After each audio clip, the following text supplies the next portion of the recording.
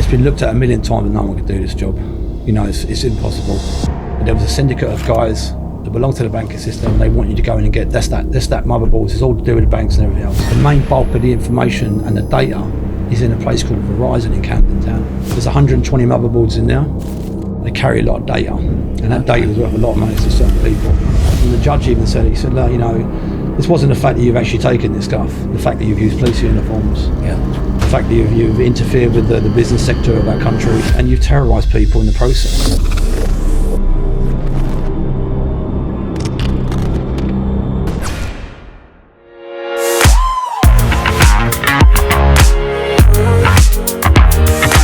Terry, welcome to the show, mate. Nice to be here, Dodge. Really looking forward to this one, mate. I've heard loads about you. So let's go all the way back. Let's roll all the way back. Where did you grow up and how did you first get into that criminal world? I grew up in Camden Town. It's predominantly a poor area, but I think, you know, because all the families were poor, I didn't really notice it. What I did notice that mostly everything that came into my house came off the back of a lorry. We never actually got anything through a shop. Yeah. But my role models growing up were my mum, my dad, and all their friends. Unfortunately, my dad was an armed robber. My mum was a prolific shoplifter, and I think that had a massive impact on me because I learned to be normal, a normal kid who could play out in the street, and then I'd go with my mum, and then I'd have to keep an eye on her because she would then switch into shoplifting mode. So I'd go out. That had a massive impact on me because I always felt a lot of anxiety around it as a kid. But as I got used to it, I then, you know, it then became like second nature to me. I could actually walk into a place and just switch into criminal mode, and I could look around. I could see who was looking at people shoplifting. I could get them in 2 seconds. Yeah. You know, and I would tell her who they were, and I'd watch her, and it used to drive me insane because I was worried about the fact that she would be arrested and I'd be put in care or something like that. And eventually that did happen. So you were put into care at what age? 11 years old. My mum, you know, I've got a brother and two sisters that have never been in trouble with the police, straight goers. Yeah. But for some reason, my mum sort of singled me out as a young kid, and she used to ask me to come out in the middle of the night. I used to go into warehouses, pass out all the gear, and I think as a young kid, I thought that was normal. You know, I thought this is how we got our stuff, and the money that she earned through that, we had good food, we had good clothes, and she was really happy. Yeah. So, you know, I knew that if I'd done stuff and got away with it, she would be extremely happy. We would then be fed, clothed, watered, so to speak. But if I got caught, she would beat the shit out of me. Right. And so would my dad. So, you know, did you have the fear of mum and dad? Yeah. If my dad was, I said he was an armed robber. He was quite a big man, boxer, quite vicious. He eventually killed someone. Was done a life sentence. So you can see, it wasn't a normal. How old were you? Upbringing. How old were you when your dad killed someone? I think I was 16, 17 years old. How did he kill someone? It was on a robbery. I shot him. You know, so he was on a robbery. He was on a robbery. No one's ever been pointed out who's the one that shot the guy, because unfortunately in this world, you don't put the finger on anyone. You all take the blame and that's it, unless you're working with wrong people, and that's how they see it. Yeah. So 4 of them got 18 years recommended, and no one ever owned the fact that who shot the security guard. Wow. And was he doing a bank? They were doing post office vans or security call vans. It was the norm back in the day. Yeah, well, yeah. In the 80s, was it? Yeah. Yeah, okay. Where did you first go into care? Why did you go into care? I was going out in the evenings with my mum, doing a few warehouses and doing that. I think it had quite an impact on me. Growing up, I didn't sleep well. You know, I had dyslexia as a kid, so I was really bad at school. I used to get excluded, and I was quite confrontational, argumentative, and I you know, I just felt really embarrassed because I didn't get things like other kids. Yeah. I thought I was just stupid, but unfortunately it was just, I wasn't being given the opportunity to actually express myself in a way that I wanted to. Yeah. They wanted to do it academically, so I just didn't grasp it. So I was then looked upon as someone who was disruptive in class. So that had a really bad impact on my earlier education, and for that I was suspended and expelled by the time I was 9, 10 years old. Okay. And then one day my mum, you know, said, pack your gear, pack some clothes. Your social worker's coming down. We're gonna go and visit some place for the day. And then I went with them, and next thing I did, I went into a secure unit for kids. I walked in there, 3 or 4 guys in there, a couple of women, and they said, "Look, you know, you're going to be staying here now for the foreseeable future." And I looked at my mum and said, "What do you mean? You know, the person I love more than anything in the world, who I'd done things for, you know, that my other brothers and sisters did, and I just thought I thought that sort of gave me an opportunity to actually do what I wanted." Yeah. But also, in her eyes, I was the chosen one. Unfortunately, I found myself in this place, and then she just said, "Look, you know, you got to stay," and that's it. And then she walked out. So, you know, I was really upset. She walked out. My probation social worker said, "You know, you're gonna have to pull your horns in and start behaving yourself, and then hopefully we'll see you coming home soon." I was like, "All right, no problem." She went, and then next thing I knew, I said, "Listen, I don't really want to stay." And this guy just whacked me straight in the face, bam. Did he? And my legs were taken away from me. I was on the floor. I had four or five people on top of me whacking me, telling me to calm down. You know, so as a young kid, I'd never been hit before. I'd never been punched in the face by a grown-up. And that was really, for me, the start of my resentment towards authority and adults in general. Yeah. The person I loved more than anything in the world had abandoned me, and I never realised at the time. But it had a massive impact going forward. I'm sure. And being brutalised, you know, in the care system was an everyday thing. You know, getting whacked, getting kicked, getting punched. I think back in them days, they thought they could beat you into submission. But all they did was set up a generation of kids that really were like soldiers. We were, you know, we learned to bottle all our thoughts and feelings up, and we learned to use violence in a way that got us what we wanted, because that's all we knew. We knew that if you beat the shit out of someone, you get exactly what you wanted, because this is what grown-ups do. And unfortunately, when I left care, I then took that mantra into the real world. I left care at 16. I went from. So you were in care for 5 years.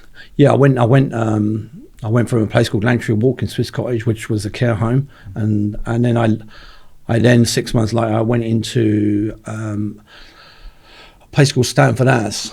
I don't know if you know Chris Lambiano. Yeah, Chris was in there. Okay. He was in there before me, but we've since spoken about it. But it was one of them places. It was for the worst kids in London. I was probably one of a handful of white kids that went there, so predominantly black kids. It was in Shepherd's Bush. And from the minute I walked in there, I was punched in the face.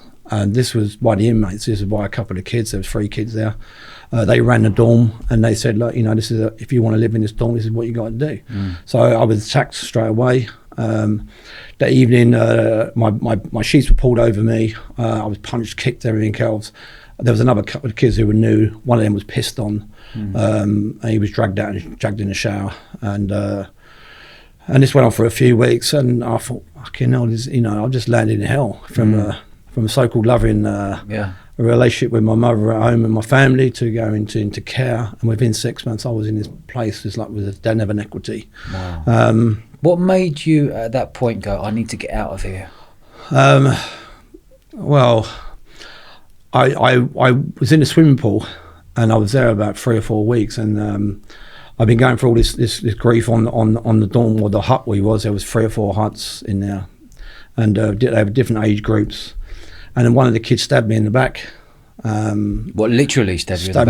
He stabbed me with an afro comb, sharpened afro comb, because I refused to give him anything. Yeah. So you know, even I was only 10 and 11 years old, and I was still at that mindset. If you want something from me, you better come and take it. You're a big man, right? I was a kid then. Yeah, I know, but were you still a big kid for your age back then? I wasn't at that particular time.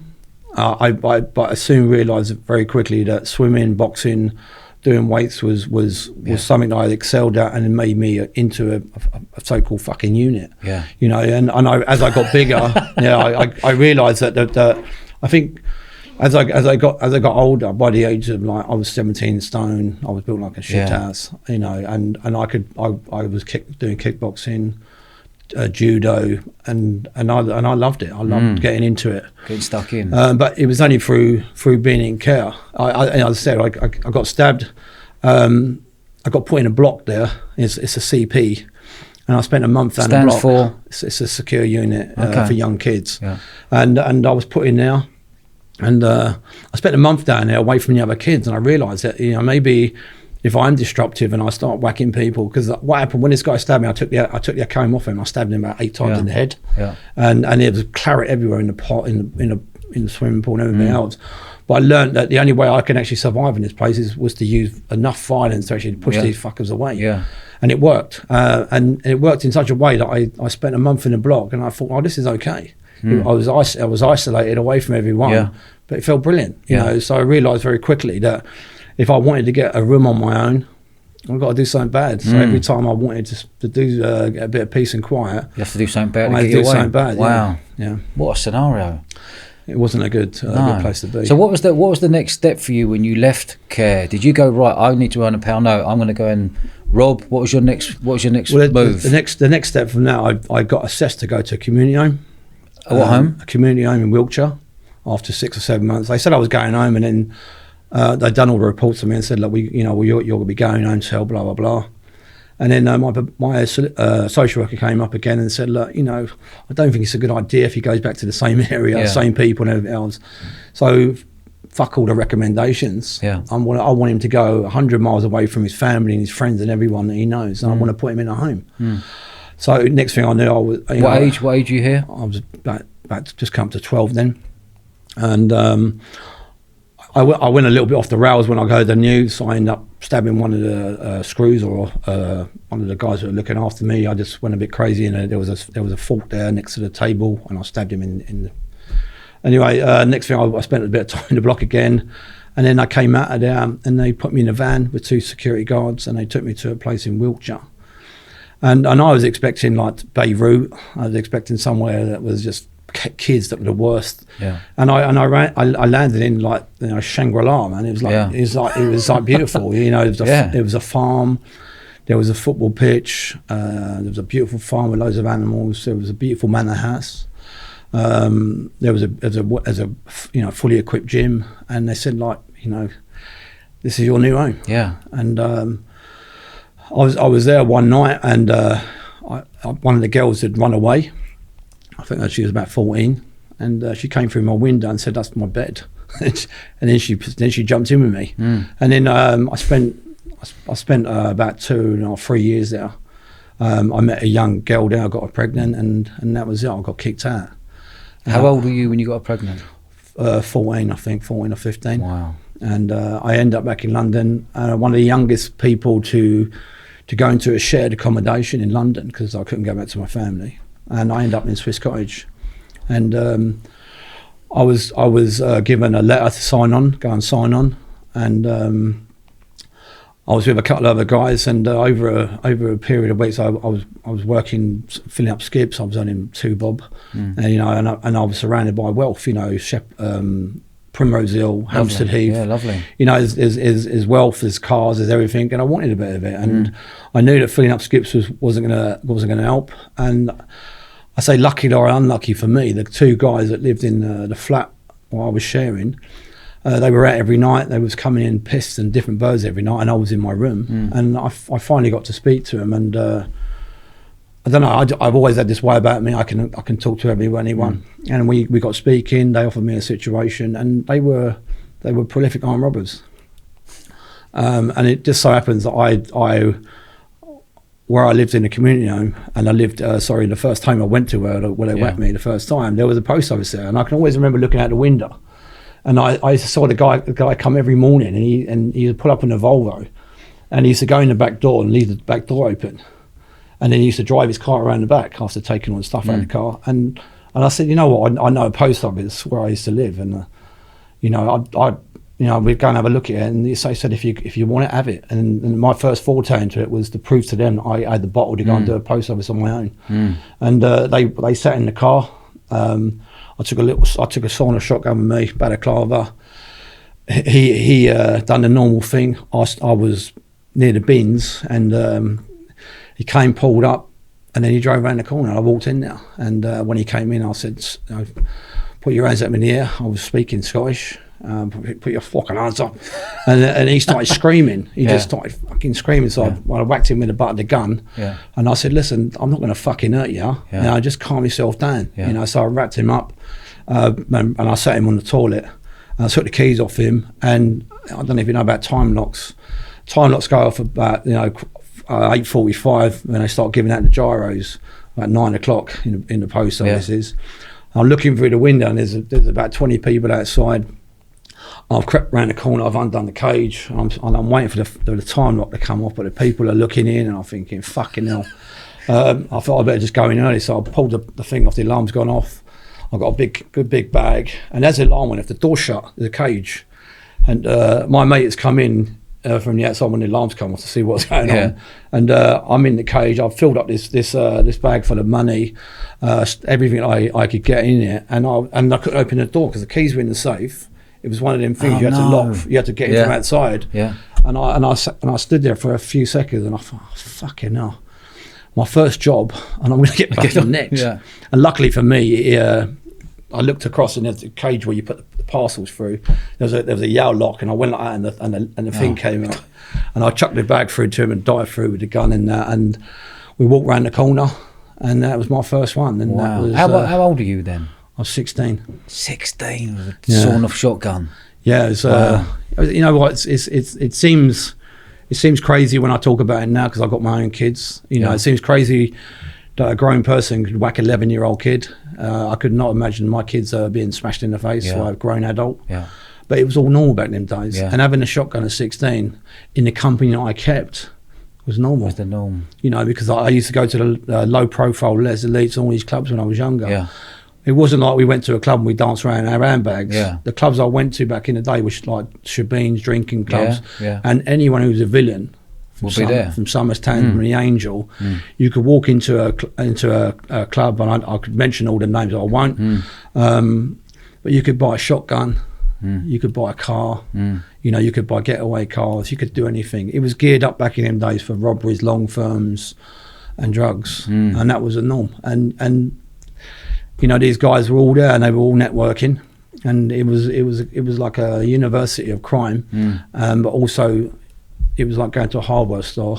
You could buy anything you want. And luckily for me, or unluckily for me, my dad was in that world, and so when I knocked on the door to go in these clubs at a very young age, they said, "Come on in, come and get in." Shut the fucking door. Here's a Coke. And that was it. And I was going out every other day doing post offices. I'd do 2 or 3 in a week. Is that right? I'd do a couple of vans. I've done a couple of banks when I was younger.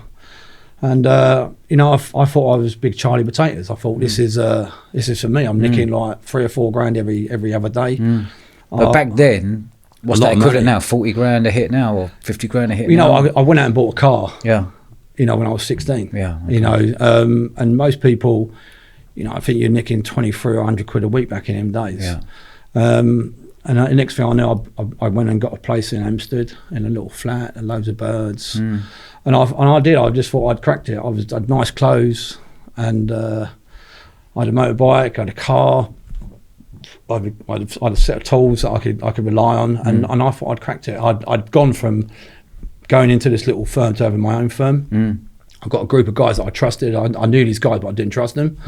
And then I took a few guys that I knew under my wing, and we went out and smashed it. And then one night I went home, and I put the key in the door, and I felt all the hackles on my back go up. And I just instead of putting the key in, I just pushed it. The door come open, and next thing, all the doors behind me, the shower everywhere. Old Bill come out with snub-nosed revolvers and smashed me over the head, kicked me in the bollocks. And I hit the floor, and all I kept thinking at that time was, it was a game until that moment. And all of a sudden, the reality of being smashed around by grown men again was I thought, oh, this is it. Did you know you were really loose? In respect to what? Just loose, like nothing was a problem. You were ballsy. I'm going to go and do that. I ain't got a problem with that. Do you know what? I got a brick on the head when I was younger. Up until then, I used to cry like everybody else. I used to fear like everybody else. And we used to have stone fights in an old bus on a bit of waste ground.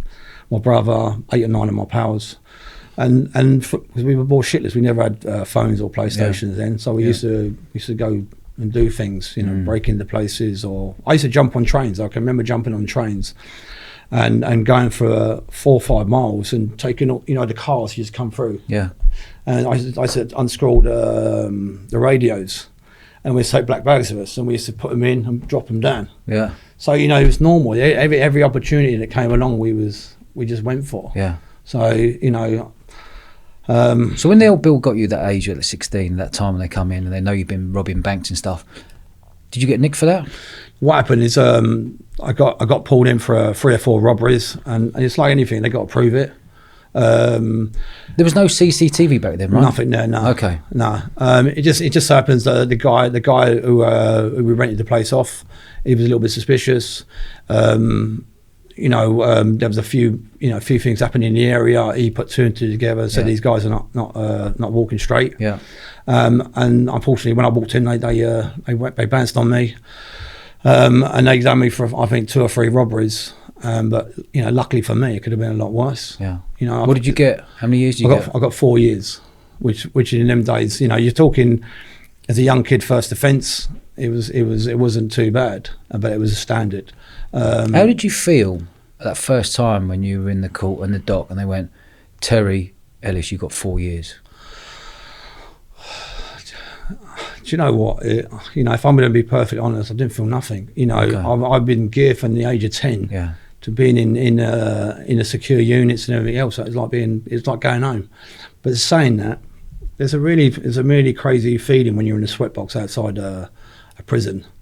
It's 7, 8 o'clock at night. It's normally pissed down the rain. You pull into the exercise yard or the and all you can hear is screaming and shouting out the windows. Yeah. And your butterflies are going, and you're going to a world that you don't know. There's violence and everything else. I think at that one moment in my criminal career, they would have let me go. I don't think I'd have done anything again. Right. Okay. But the minute you walk over that threshold, you realise it's not as bad as what it is. That your fear is normally worse than anything that you can actually come across in life. Which is why I was probably quite successful and do what I did, because I used to think about things so much, robberies all the time, getting into places, and my fear of getting caught. I used to go through every single scenario. So when I actually learned a bit of work, the actual reality was it was quite simple. Yeah. But as I got better, as I got bolder, the jobs became easier and they became more sophisticated, I suppose. Because as I got older, I didn't want to go back in prison. Yeah. After doing 4 years in prison with no television, piss pots, seeing people stabbed, oiled, you name it. Oil? What do you mean oil? Or you get a jug of oil and you chuck it over someone in their face. You hear someone screaming on the landing after they've just been oiled. Where do they get the oil from? You could cook in prison from the if you go to the kitchens in the prison, you can get anything. Okay. You get a bag of oil, plake it back, put it in your bollocks, and you can heat that up. You can heat it up anywhere. What we used to do before, I wasn't really that way inclined. If I had a fight with someone, it'd be fist. But people that I met in prison, most of them can't fight. Most of them are really insecure. And so what they do is they try to take you out as quick as possible and give you as much pain as they can, normally either from behind or with a knife or with a jug of sugar with hot water in it, chuck it in your face or your back of your head, and you can't get it off. It just sticks there, and the fucking pain is excruciating. And I've seen guys pass out from that pain. I've seen guys scream from one end of the landing to the other. How did you feel every day with this going on? Were you literally like watching your back every day, or were you gearing up people? You were clocking people who were clocking you. Was it like, could you relax in there at all? Yeah, it's you know what, it's just like being at home. For you, it was like being at home. Do you know what? In prison is it's a world within a world. It's got its own rules and regulations. If you take drugs, you get involved in a completely different world where you're borrowing money, you're borrowing gear and everything else, you've got to pay it back. You then come up against violence. Yeah. So you're going to get it. So that's if you take drugs, you're going to get in that shit. Yeah, okay. If you're like me, you don't take drugs or you don't get involved with all that shit, then you won't get no trouble. Yeah. I know when I went into prison, because I was quite big, I was asked to get money back and asked to get drugs back off people and asked to sort things out for them and their problems. Yeah. So I learned very early that through violence I could get what I want, and because I never got no money sent in. Yeah. I could earn money every week by sorting people out. Yeah. And I learned very, very early. So when you come out of there, then did you go, you know what, I'm going on the straight and narrow? Or did you come out 4 years later? What did you do? 2 years out of 4? Just over 2 years. And at what age were you come out? Roughly about 20. Did you come out and go, right, I'm back at it? What was the next step for you? Yeah. Well, I came out and got married. I started working. What, straight work? Yeah. Okay. Yeah, I started working as a plasterer. I'd done a plastering course when I was in prison. So I'd done a bit of plastering. How long did that last for before you were back at it again? Not very long. Well, I met a girl, and she was really lovely, Indian girl, and I ended up marrying her. She said she couldn't get pregnant. She was 21 as well, and then she got pregnant. So we had a son. And a year later, I came home from work, and she was in hospital, and she'd had an abortion. And I couldn't understand her. Well, I'd gone straight. I'd had a kid. And I'd married this bird, and she'd had an abortion behind my back, and I thought, fuck it, I'm out of here, and I went. So I found myself with nowhere to live. I had a beautiful place in Amsterdam. We was making it. We made it our own. We got a lovely place up there, and I was working hard. I was earning lots of money doing what I do, and I walked out there with my bag, and I walked round the corner, and believe it or not, I bumped into a girl. And I knew her, and she knew me, and she said, "What's happening?" She thought I was going on holiday, and I said, "No, I've just left my missus." And she said, "Have you got anywhere to stay?" I said, "No." She said, "You can come stay with me if you want." So I ended up spending the next 12 years with her. Is that right? And I had 3 girls with her, and but in that time, Are you still with her today? No, no, we still talk. She's the one that gave me a flat. Yeah, Well, what happened? I met a guy who was a lot older than me. I think he was about 40 odd, and he was the king of the jump ups. He was the bollocks. Stevie, his name was. I won't his second name. Anyway, the jump ups. What's the jump ups? Jump ups. What happens? You follow vans around and lorries, vans, and when they do deliveries, you unchub them, take everything, chub them back up. Or you take the whole thing, you slide hammer them, and you take it. Take the whole van itself away? Take the whole van, the lorry. So what do you do with the fellow driving? Well, what happens when he does the delivery? We then go in and take it. Yeah. So he's doing the delivery. When he comes back, it's gone. Okay. If we'd done a sign up, what we'd do, we'd follow lorries off the motorway. Whereabouts? Around Essex way, or not anywhere around London? Normally I was just coming off the M1. M1, okay. So we'd follow them, and we'd see them going on their A to Zs, and they look lost. So we'd go and we'd come past and they'd say, "Look, you look lost, pal." And you go, "Yeah, where you going?" Show us where he's going. So we go, "Oh yeah, boom, straight down now." Yeah. And then what we'd do, we'd send him the wrong way. Yeah. We then go to the place where he's supposed to drop off. And then when he pulls up, we say, "Where the fuck you been?" Yeah. We've been waiting here. We're going to dinner now, pal. And he'd say, "I've got to go and do a load of deliveries." Yeah. And they'd say, "Well, all right, look, drop it on the pavement now." Yeah. And then I'll go, "Steve, Pete, John, unload him." And then you'll unload him onto the street outside the place where he's supposed to be delivering, and then you'd sign him up. That's all it's called, a sign up. You'd sign him up and he'd go, "Oh, thanks, mate," and he'd fuck off. And then we'd pull our vans over and we'd load up off the street. And what sort of stuff would it be? Computers, wines, beers, you name it. Anything that went into shops, warehouses, we would take. Cigarettes. Mostly cigarettes. So you were on this sort of path that you were earning more and more money. Did it get addictive? Was it the buzz?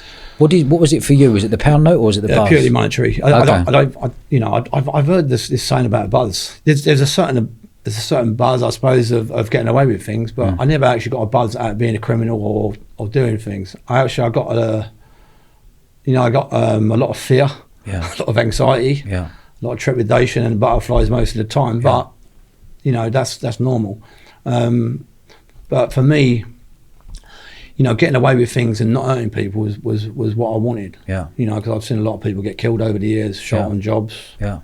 So my thing was never to hurt anybody or use any guns. So I then changed my modus operandus to no violence, no guns at that early age. Yeah. Even though when I was 16, I was going in with storing off shotguns. Yeah. I realised very early that wasn't for me. Yeah. I don't particularly like seeing people afraid and in fear. Especially innocent people, isn't it? Yeah, so for me, I just wanted to take robbery to the next level, or the art of robbery to the next level. And what was that? What was the next level for you to take robbery to? For me, it was about planning. Yeah, it's about we had. I started buying taxis. I bought a taxi, a black cab. I bought vans, and I'd put holes in the side of them, and I'd go and look at bits of work. I'd look at a warehouse. I'd park up and I'd look through there, and in the course of a day or a couple of days, I'd see how many people worked there. I see who was the first person to go there in the morning, who was the key holder, who was the alarm guy, how many people worked there, what registrations they had, who was the last person to come out of there at night, who turned off the alarms and everything else. So for me, it became really easy. Instead of just going in there blind, like most people going with a shotgun, get on the floor. I then knew who was there. I then knew the best time to hit it, and that for me was exciting. Yeah, because I game. Yeah, I knew exactly what to get. So what I'd do, I'd set the alarm off, and I'd wait for the old bill to come. Where, for example, in a warehouse. So so I went to a warehouse, so in King's Cross. Yeah, because I've quite a few I've done down now. Yeah, I'd set the alarm off, and I'd wait for him to come down. And with the procedure, and the old bill, they're pretty lazy. Yeah, if you set off alarm 3 times, they won't come out. But the key holder will. Okay. So the key holder's got to come out every time and turn the fucking alarm off and make sure no one's actually doing it. Yeah. But after 3 times, the old bill won't come in. Okay. Because they just think it's been triggered 3 times. Okay. Yeah. And there's something wrong with the alarm. Yeah. So on the 4th time, he'd come and I'd wrap him up. Wrap him up as in? I'd put him down, wrap him up, and then we'd open wrap him up in what? We'd cuff him up. We'd put ties on his hands. Okay. Just tell him to calm down, sit in the corner. Nothing's going to happen to him. Yeah. We'd open up the shutters, bring the lorries in, and empty it out. And then we'd be gone. And would you just leave him cuffed up? Yeah, just leave him cuffed up. Don't hurt him. No. There's no need to. We were big lumps. We were big guys. We're not like. I'm not going to say that I know lots of robbers, and I got a lot of respect for him, but we wasn't like the normal oik robber that just goes in and brandishing guns and shit. Yeah. Because it just wasn't my thing. Yeah. It was when I was a kid because I didn't know no better. Yeah. But as I got stronger and more knowledgeable about these things, I realised that the only way to do anything was to actually just to plan and just sit there and wait. The good thing was. So did you get excited? Did you get excited when you were in a van watching something for a week through a little hole or something? Did you get excited going, now I know the routine. Now I know. Yeah. For me, it was like. It was like being given a special power. Yeah. Because I'd see people going in half cocked, and they'd be getting 10 years, 20 years, and all that. And then we'd go in and we'd never get caught. We'd never even get screamed. Yeah. Because back in the day, people were more embarrassed by being taken in. Yeah. By us. Yeah. Then they wouldn't even report it to them. They would just put it down to an experience. Give me some examples of some robberies you've done that were mega robberies in your eyes. The ones that I've ones you got away with, and then we'll move on to Verison. Yeah, you know what? I'd be called and say, like someone said, like they got 50k of stuff that's been stolen off them. Like what? 50k of Charlie. Yeah. 50k of Brown. 50k of this. Whatever. Ecstasy. 3 or 4. Worth how much? Roughly? It could be worth millions. Okay. You look at a kilo of stuff was, you could buy it 32. If you wanted to buy it off the streets, it's going to cost you 100. Yeah. Whatever. 100 grand. Time. If you're sending little bits, it's 250. So you know what? So if someone says, "Look, I've just lost 50k," I'll say, "Who is it?" And then what we would do, we would then go and have a look at them. We would then go in here and I would put a tracker on their car. We used to have trackers, and we'd tracker them, we'd follow them, we'd find out where their slaughter was, and then we would go in and retrieve that gear On behalf of someone? On behalf of someone. He would then pay us either a cut. Normally a third. We asked for a third of everything we went for. And I'd done that for quite a few years. And did you enjoy that work? I loved it, because it was the only job that I ever did, is that no one could go to the police. Yeah. And I was going to villains' places, and they'd nicked off someone else, and we just took it back for them. Yeah. Whether it be 200,000 or 300,000 quid, yeah, £1,000,000, we'd go in there and take it, and we would then give it back and then take our third. And they couldn't go to the old bill. No one could go to the old bill. Yeah. Nah. But we'd done it for quite a few years. We got our confidence up. Was there a team of you? Did you have a tight team of mates that you worked with? Yeah, I worked with the same guys for years. How many lads? The people I've done, 4. 4 men. 4 men. You plus 4 others, or you plus 3? Me plus 3. 3, okay. Yeah. Even though there's 5 of us on Verizon. Yeah. I knew him from other bits of graft. Yeah. Normally. Did you trust him with your life? Oh yeah, I trust them impeccably. Wow. None of the guys. I've only been out of 10 people that done Verizon. Yeah. Only 2 of us have ever been nicked. Yeah. None of them guys have been nicked, and I know for a fact there's not one of them guys who put me in the shit. Yeah. I was offered a deal to walk out of there that night. Let's go to Verizon. Let's move on to Verizon. This was like the Ocean's 11. It was dubbed as the Ocean's 11, £100 million heist. Tell me what was going through your mind when you were asked to do that job. Were you asked to do the job, or how did it come about? I'll tell you what, in the London underworld, yeah, there's certain people in it that really excel at what they do, and one of them is a fixer. He's not very well known outside that circle, but if he comes to you and says, "Come and have a little meet," you know that there's the chance that this is going to be a mega job. Yeah. It's going to be really good, whether it's drugs, diamonds, you name it. Yeah. He was the guy. And I can remember it was the 6th of December 2007. He called me and said, "Can we have a meet in Hampstead?" I met him up in a cafeteria or caf. It's called Polly's up in Hampstead. And then we went for a walk over, and he said, "Like, I've got a job," and he said it's hard because he said it's been looked at 1,000,000 times that no one could do this job. It's impossible. And I went, "Why fucking offered it to me?" He said, "Because there's been a job done in Chicago in a data facility over there, a level 2 facility. They went through the wall and they've retrieved some stuff over there. They also went into a facility, an Easy Net place in London, and stole some stuff out of there. However, the main bulk of the information and the data is in a place called Verizon in Camden Town or King's Cross.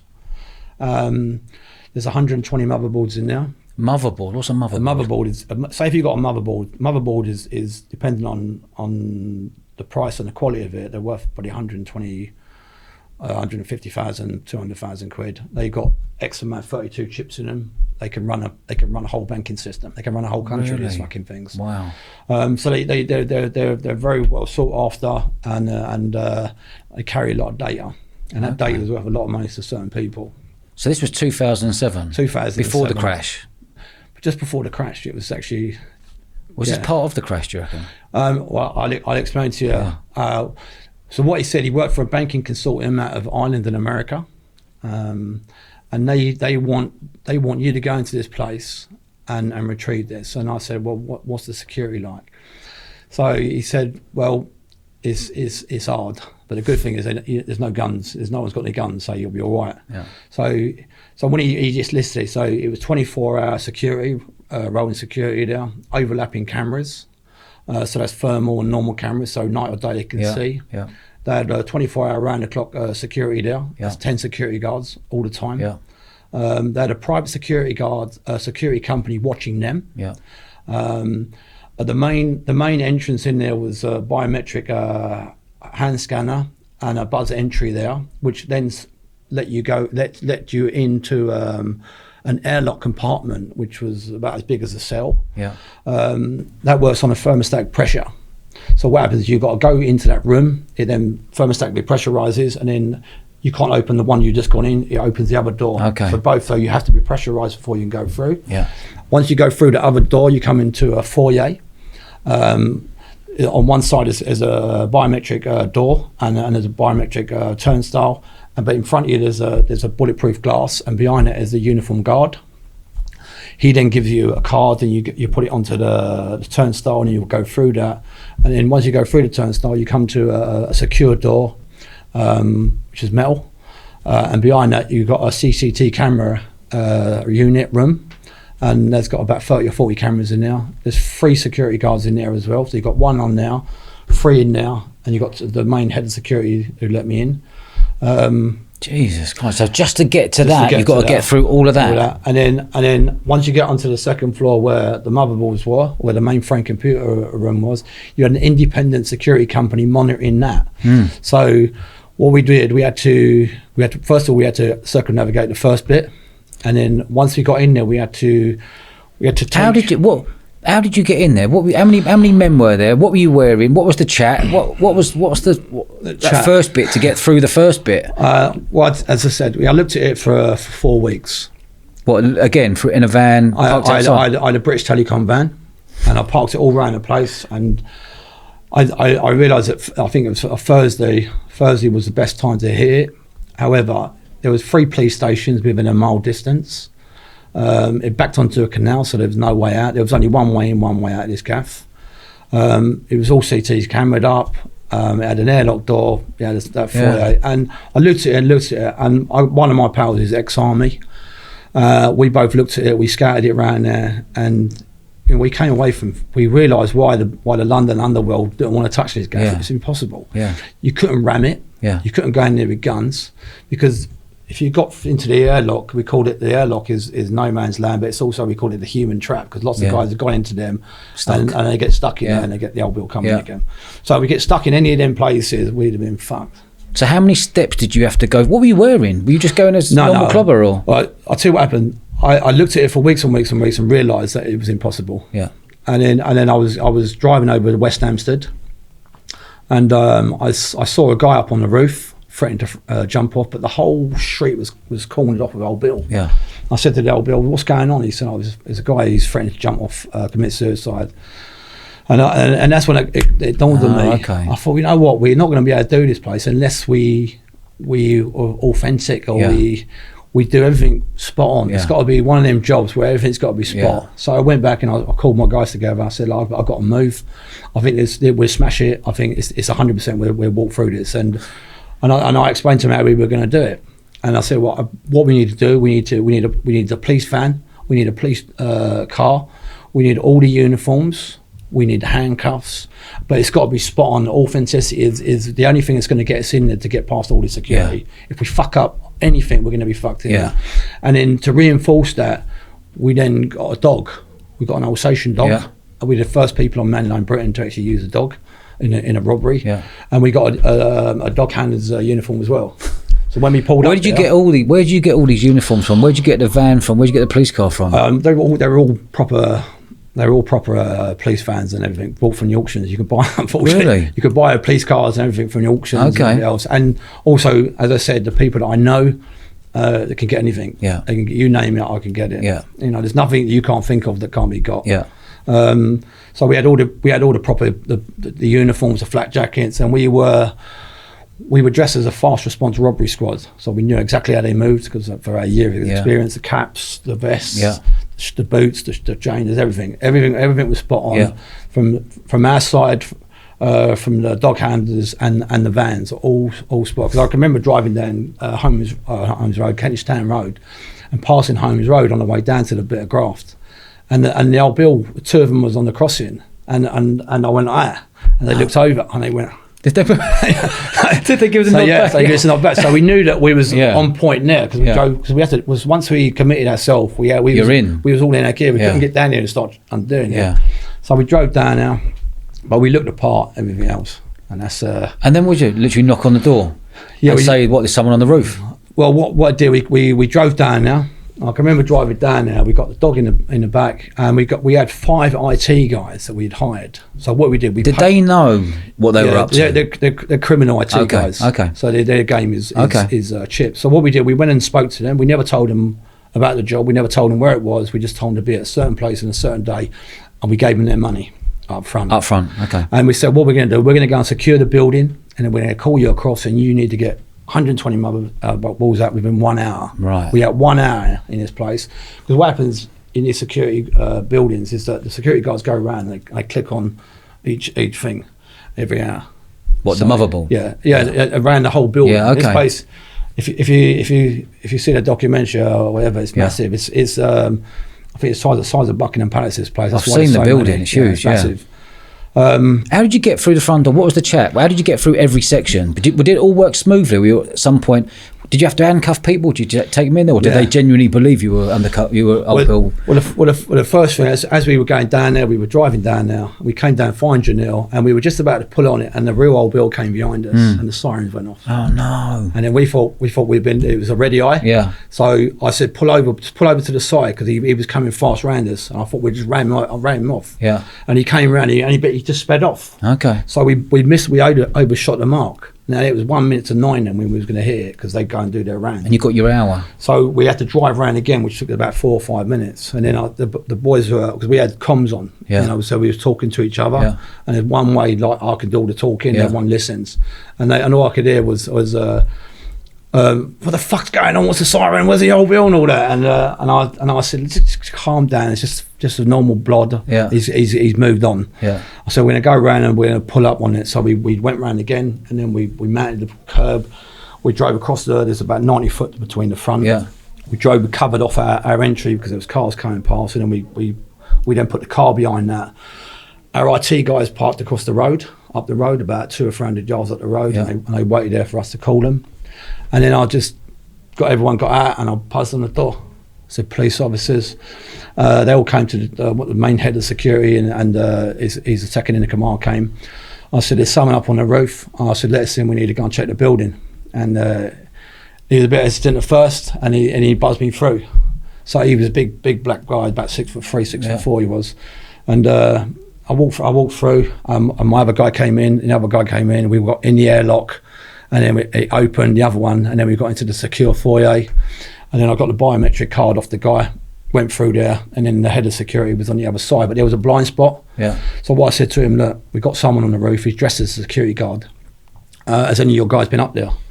And he said, well, none of our guys have been up there, you can't get on the roof from the inside. So I said, all right, for my protection and my officer protection, I'm gonna have to cuff you and all these guys here until I find out who's been up there. Okay. So I cuffed him, put him on the stairs, and then I went through the metal doors, and then the 3 security guards that were inside the CCTV suite, they was all looking up, and I said, right, there's someone on the roof, nothing to worry about, because they've all got panic buttons, these guys, by their right side. Yeah. So a panic button on each one. But I said, he's dressed as a security guard, so we don't know who is he in the building, is he infiltrated one of you guys or whatever. So for my protection and my officer protection, we're going to come in here now. But I want all you guys to stand up, and until we find out who you are, I'm going to have to handcuff you all. And they all looked at each other, and then they all stood up. Boff, and then we got them. So we took them out. And then on the CCTV cameras, we saw the other 5 security guards walking around the gaff. So we always did, we got one of the other guys to say, look, do me a favour, radio these guys on the first floor, second floor, and tell them to go to the lift and come down. We need to speak to them. Yeah. So the next thing, 3 of them came down the lift. We had the dog there. And then they come out and said, look, we got to cuff you until we find out who you are. So we cuffed them all. Everyone got cuffed from behind. Yeah. No one got cuffed in front. Yeah. So because that way you can hit someone if you get cuffed in front. Yeah. Yeah. So we took them all in, put them in the stairwell. And then what I did, I jumped in the lift. We went up to the top floor, and then I went one way. My other pal went the other way, and we claimed the other 2 guys, the other 2 security guards. We took them downstairs.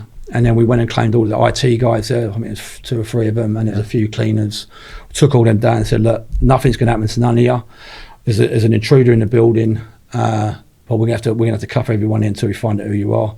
We're going to leave our guy who's got a dog. He's going to protect you all, and while we do a sweep of the building. Yeah. So we left them in now. Then what happened? Then I asked one of my guys to go to the mainframe computer. Yeah. He then disconnected the CCT units to the floor that we wanted.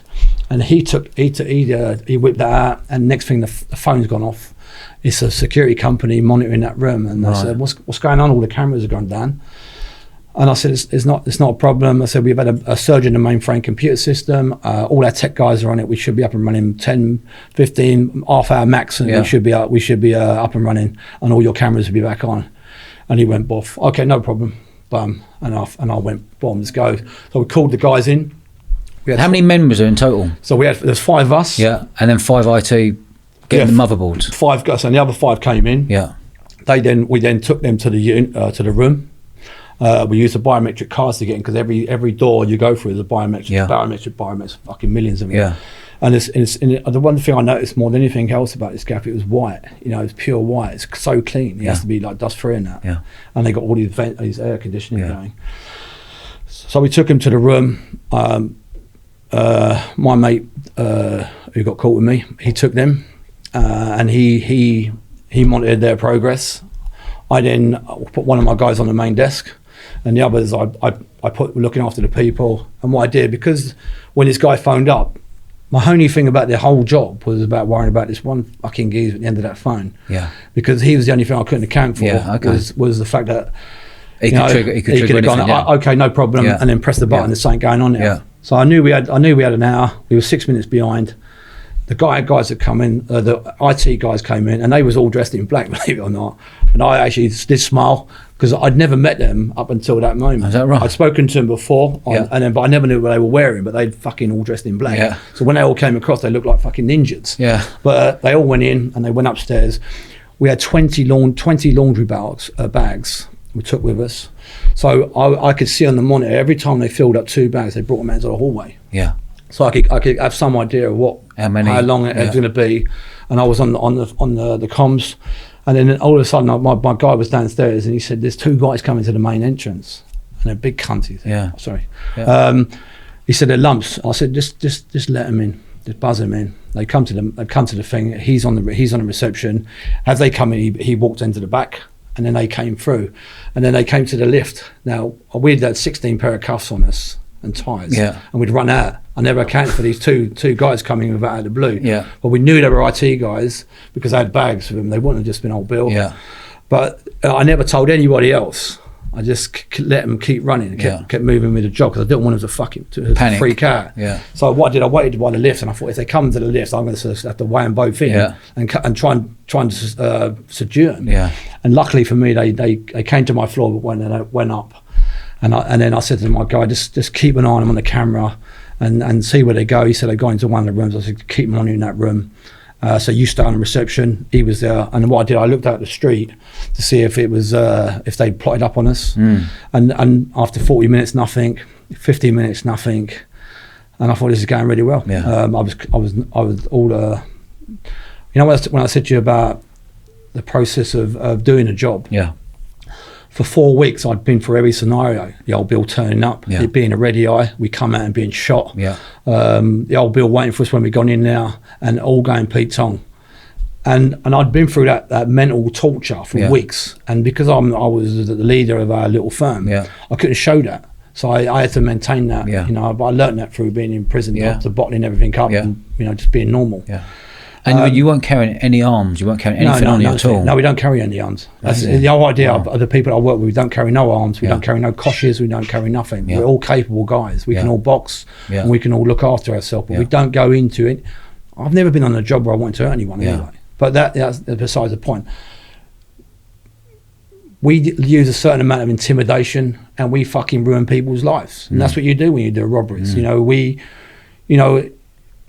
We say we don't hurt anyone, but mentally we terrorise the fucking life out of them. And I know we did. Yeah. Simply because, that's the nature of the game. If you go in and then you do what we do, there's going to be casualties. Yeah.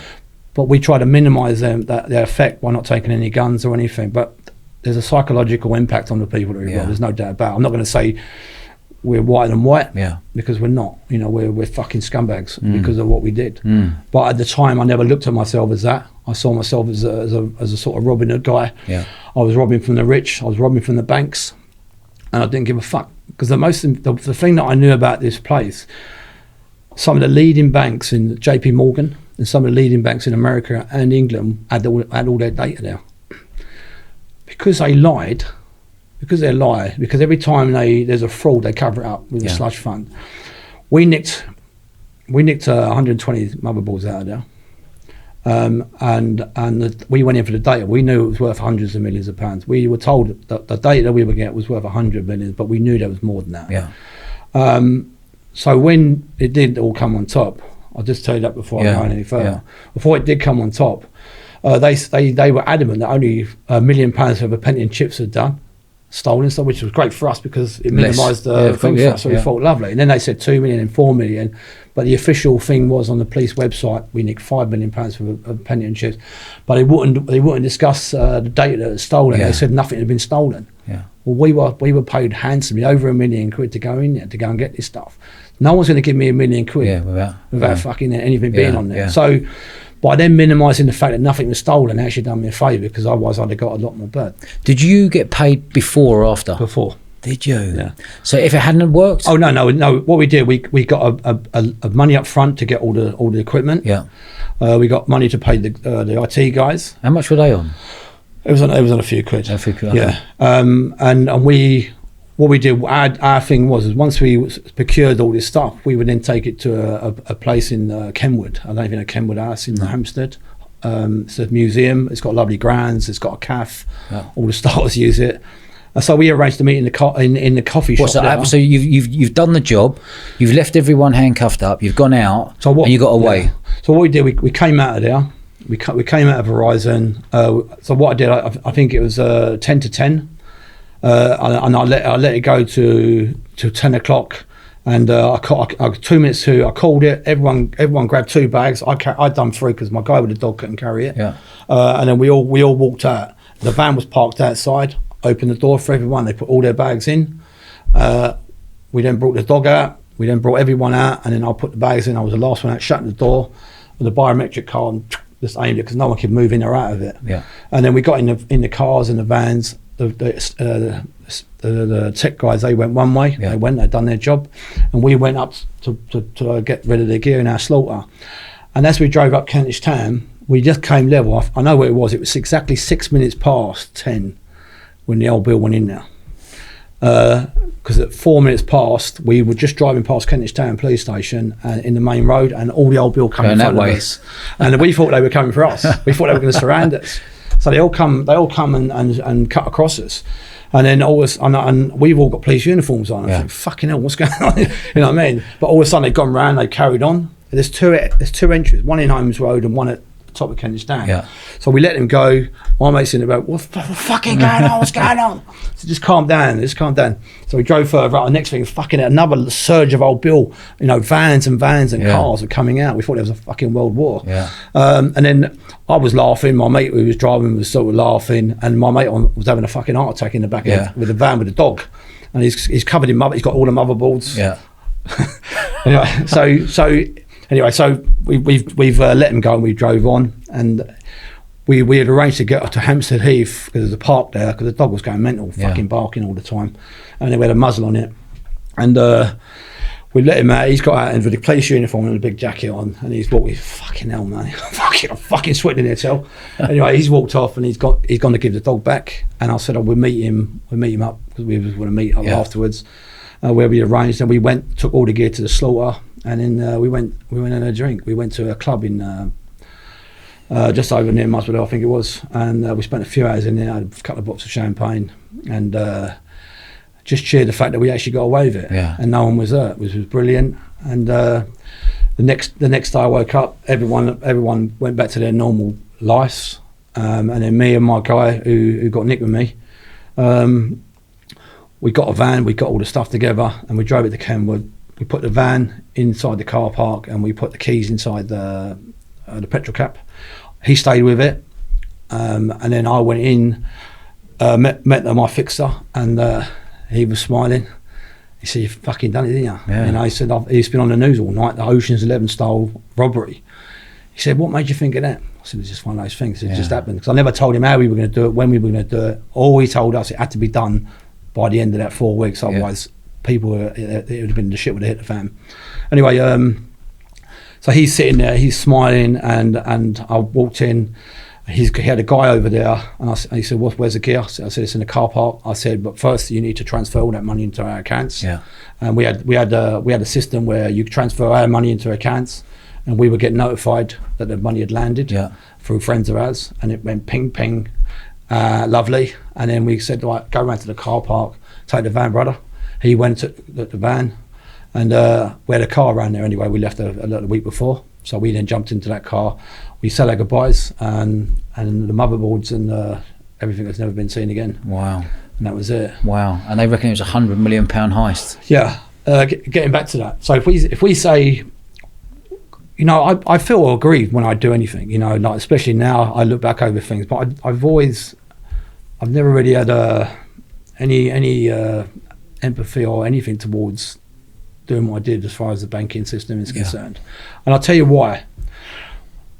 The people that actually hired us were from the banking system.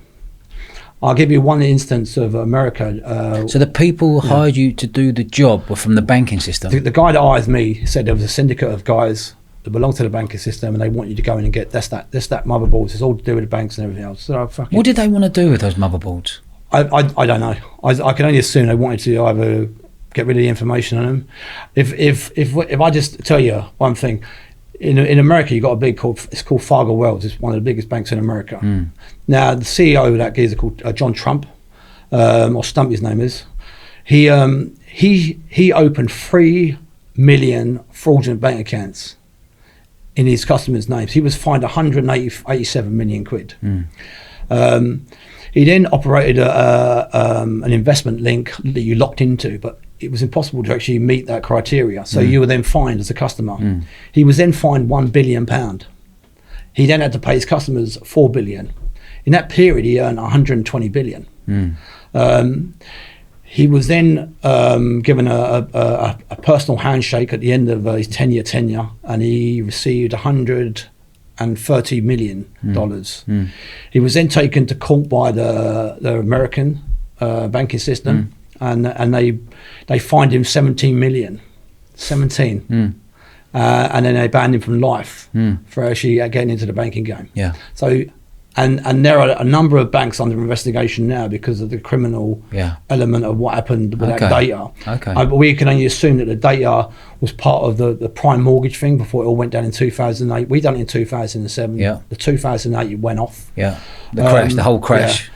But we can only assume that certain information on that was linked because the banks and the people that gave out them prime mortgages knew that the people they were lending to couldn't pay back. But they still got their bonuses. Hundreds and hundreds of millions of pounds were paid out. And data on that would implicate, I don't know, there was a massive building operation in Ireland, and they spent hundreds of, if not billions on that over there building that, and it all went Pete Tom. But lots of people earned lots of money. Same thing in America, same thing in England, the Royal Bank of Scotland. So what did you do straight after you'd done the job? You've given them the motherboards, you've got your money, you've walked away. Are you now on the run? No. I went away. I took my kids on a boating trip.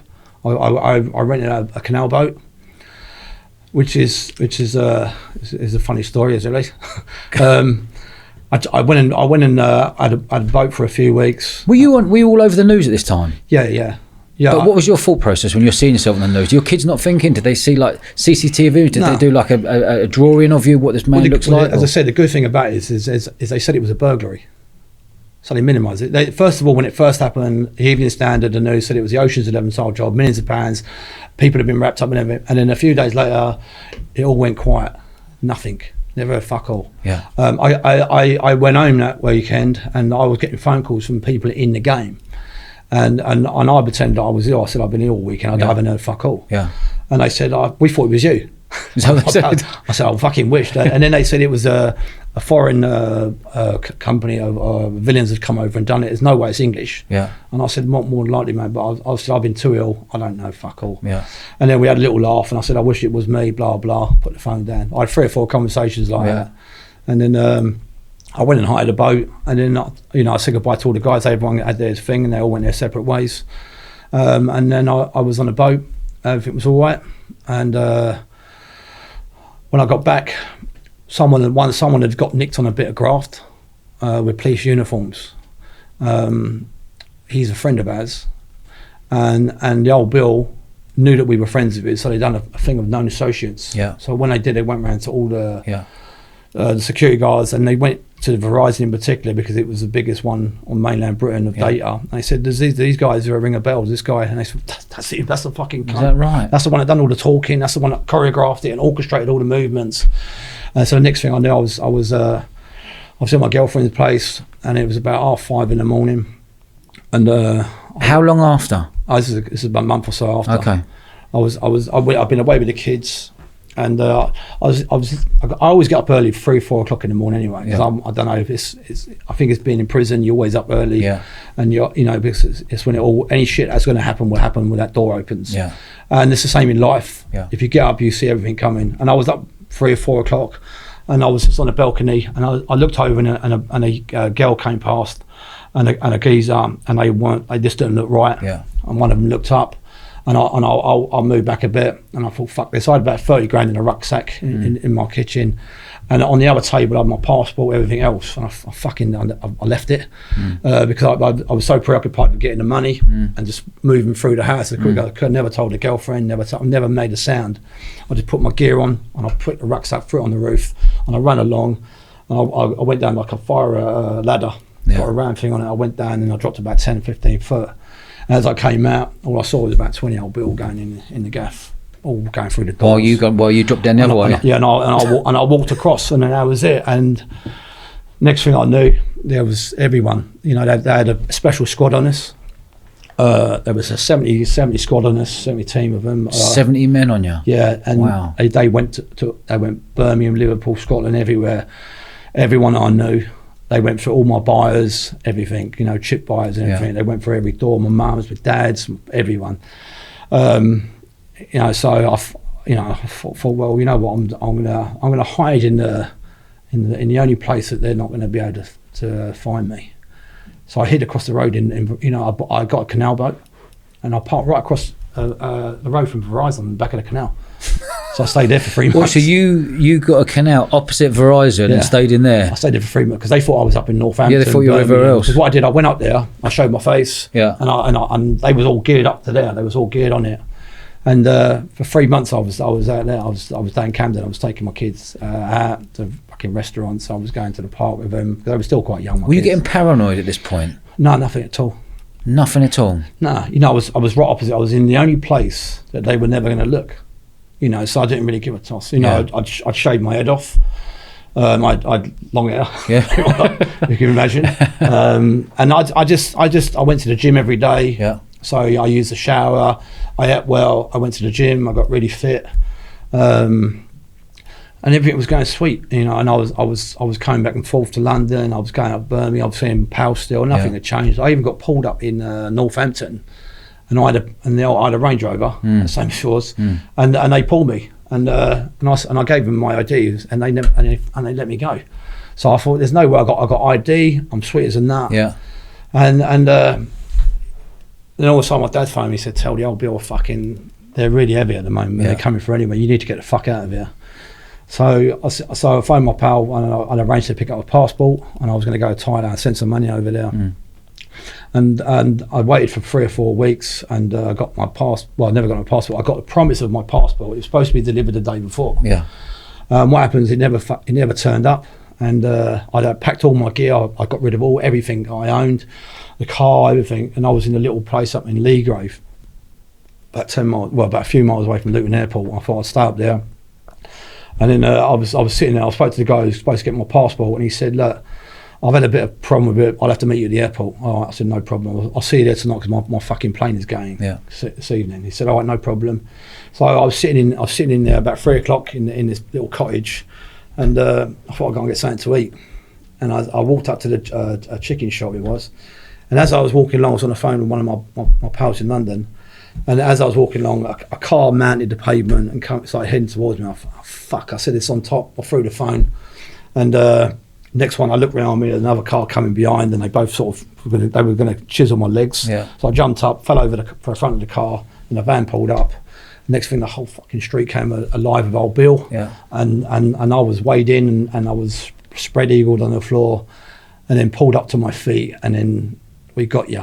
Got you. And then, I did what I normally do. I said, like, "You've obviously got the wrong fucking person. Yeah. My name is Eddie O'Brien." And they go, "Look, we know who you are. Don't fuck about with us. Man. We thought you were a bit taller." That's what he said. That's what one of them said. I thought that's it. But what I realised, what happened on the bit of work, 2 old Bill got smashed on a bit of graft coming out of the gaff. Yeah. They blame me. And one of them got weighed in, one of them got chucked over a wall. but in their own words, they said that I was 6'4". Right. I'm only 6 foot. Yeah. So when they arrested me, they expected me to be 6'4", and they expected to weigh the fuck out of me because they thought I weighed in two of their colleagues. It wasn't me anyway. Yeah. But so I eventually got charged with that, but because they, in their own words, said I was 6'4", it got dropped. I then had every police force in the country come to me because there was lots of jobs over that period of time where people used police uniforms, and quite a lot of money had been taken in the last 4 or 5 years. I'm talking 5, 10 millions of quids. Yeah. And the next thing I knew, I was in Wandsworth, and then I had these guys come and met me, and they wouldn't give their names, wouldn't give nothing. And when I spoke to this, afterwards, while I was there, they said, look, we don't give a fuck about you. We don't care nothing about you. As far as you're concerned, we know that you ain't even got the brains to do this fucking job. I thought, lovely. Yeah. But all we want is the motherboards, and we want the people that arranged it all. And I said, well, and I realised they weren't old Bill. Yeah. They was MI5. Yeah. Or MI6. Yeah. Okay. Because when I went out, I spoke to the screw after. Said, who are they? Because I need their names for my solicitor. Yeah. Because they spoke to me, they won't give me their names, and they said, who? The screw said, who? I said, the fuckers that were just in with me. Yeah. Anyway, and he said, look, they weren't here till. So they weren't here. So I had the security governor down now telling me, you better play ball with these guys. He even brought me a cup of coffee in. Yeah. Play ball with these guys and you'll be out before you know it. They offered me a deal that night. What deal did they offer you? You can walk out. You can do 3 years, and the time you've already done on remand, you can fuck off, you'll be gone. You'll be home with your kids and everything else. And I said, no, they wanted my firm. Yeah. And they wanted the motherboards, and they wanted the people to set it up. Yeah. Unfortunately, I wasn't in a position because of who I am, and I would never turn over on any of my boys or any of my friends. So I said, no, I can't play ball.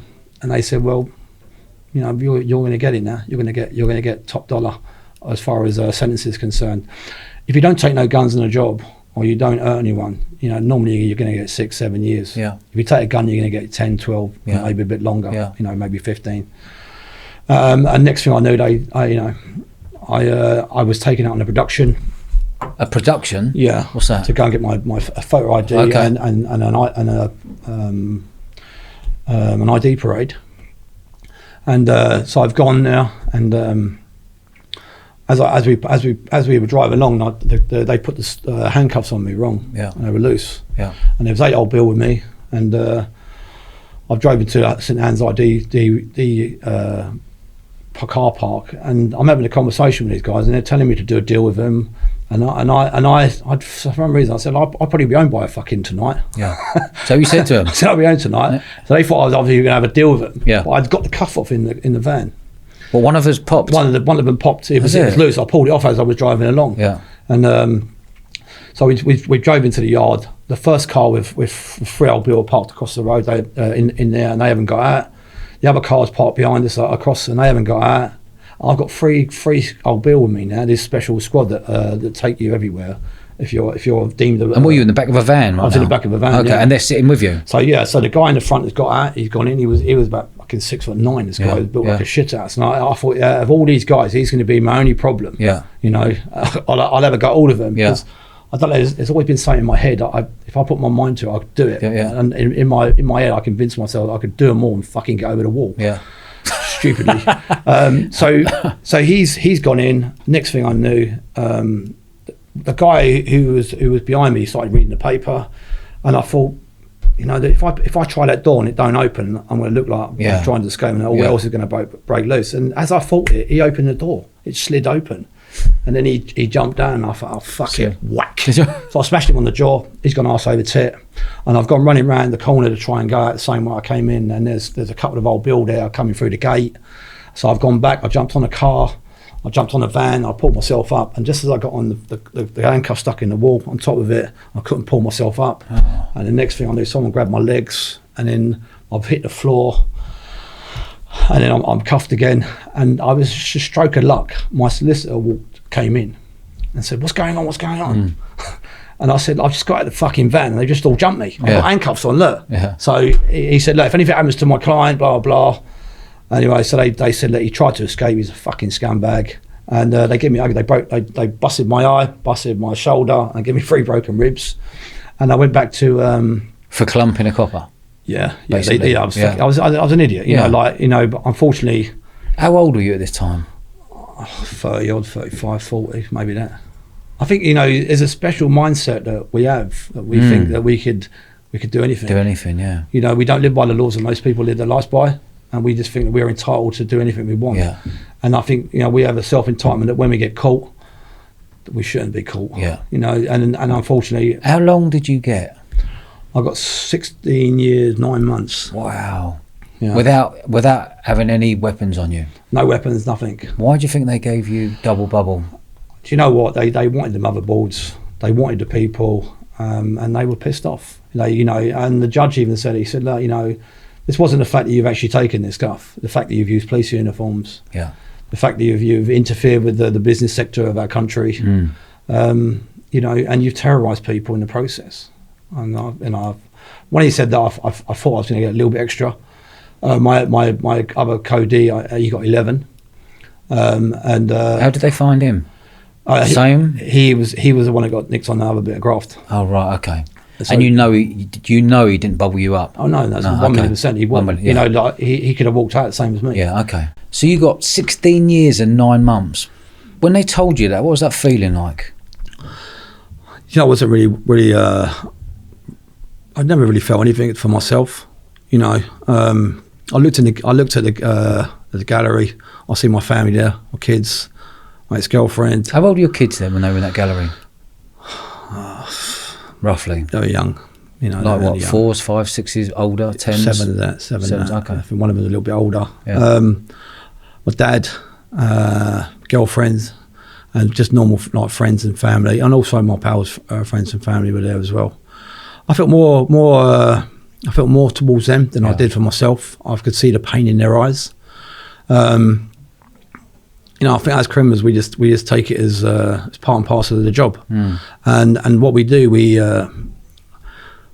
adjust really quick. And what I did before I even got out the door, I'd worked out how long I had to do straight away. Yeah. Because I got 50 or 70 years, because you get 10s concurrent, and you got consec.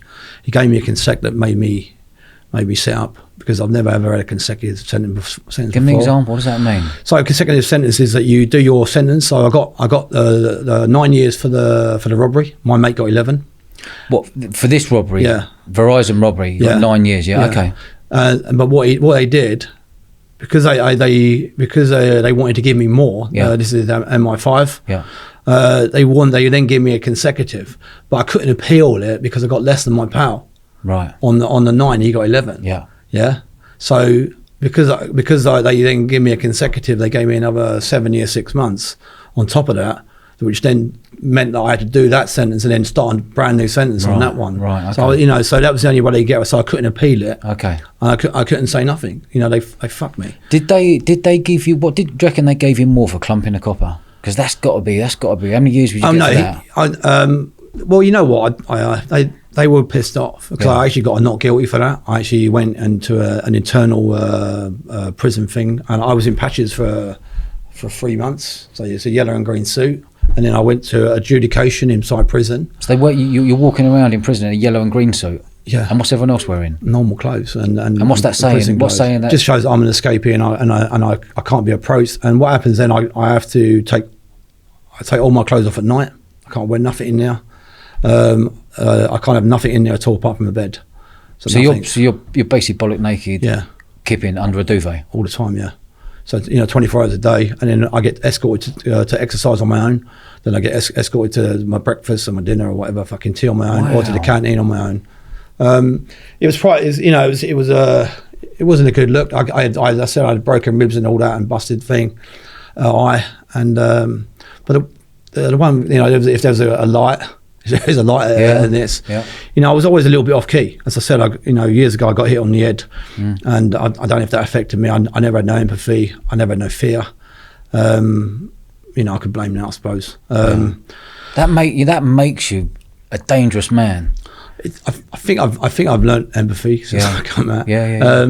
But what happened? I was in the block, and a psychologist came down there and said, look, you know, you're a little bit off key, Mr. Ellis. There's not many people going and do what you do. Yeah. There's not many people take on eight them and try and escape. Yeah. And there's not many people, you know, I think it really would really help if you went and spoke to a forensic psychologist. And I said, oh, fuck off. Yeah. Anyway, he went. The governor came in. I said, look, there's millions of cockroaches in this cell. How the fuck am I supposed to live in this cell? I said, I need to get out of here. And he said, you know, he said something sarcastic. And I thought, you know, prick. And that was it. And then I got moved to the landings on the main wing. And I got moved right across from the Screws offices.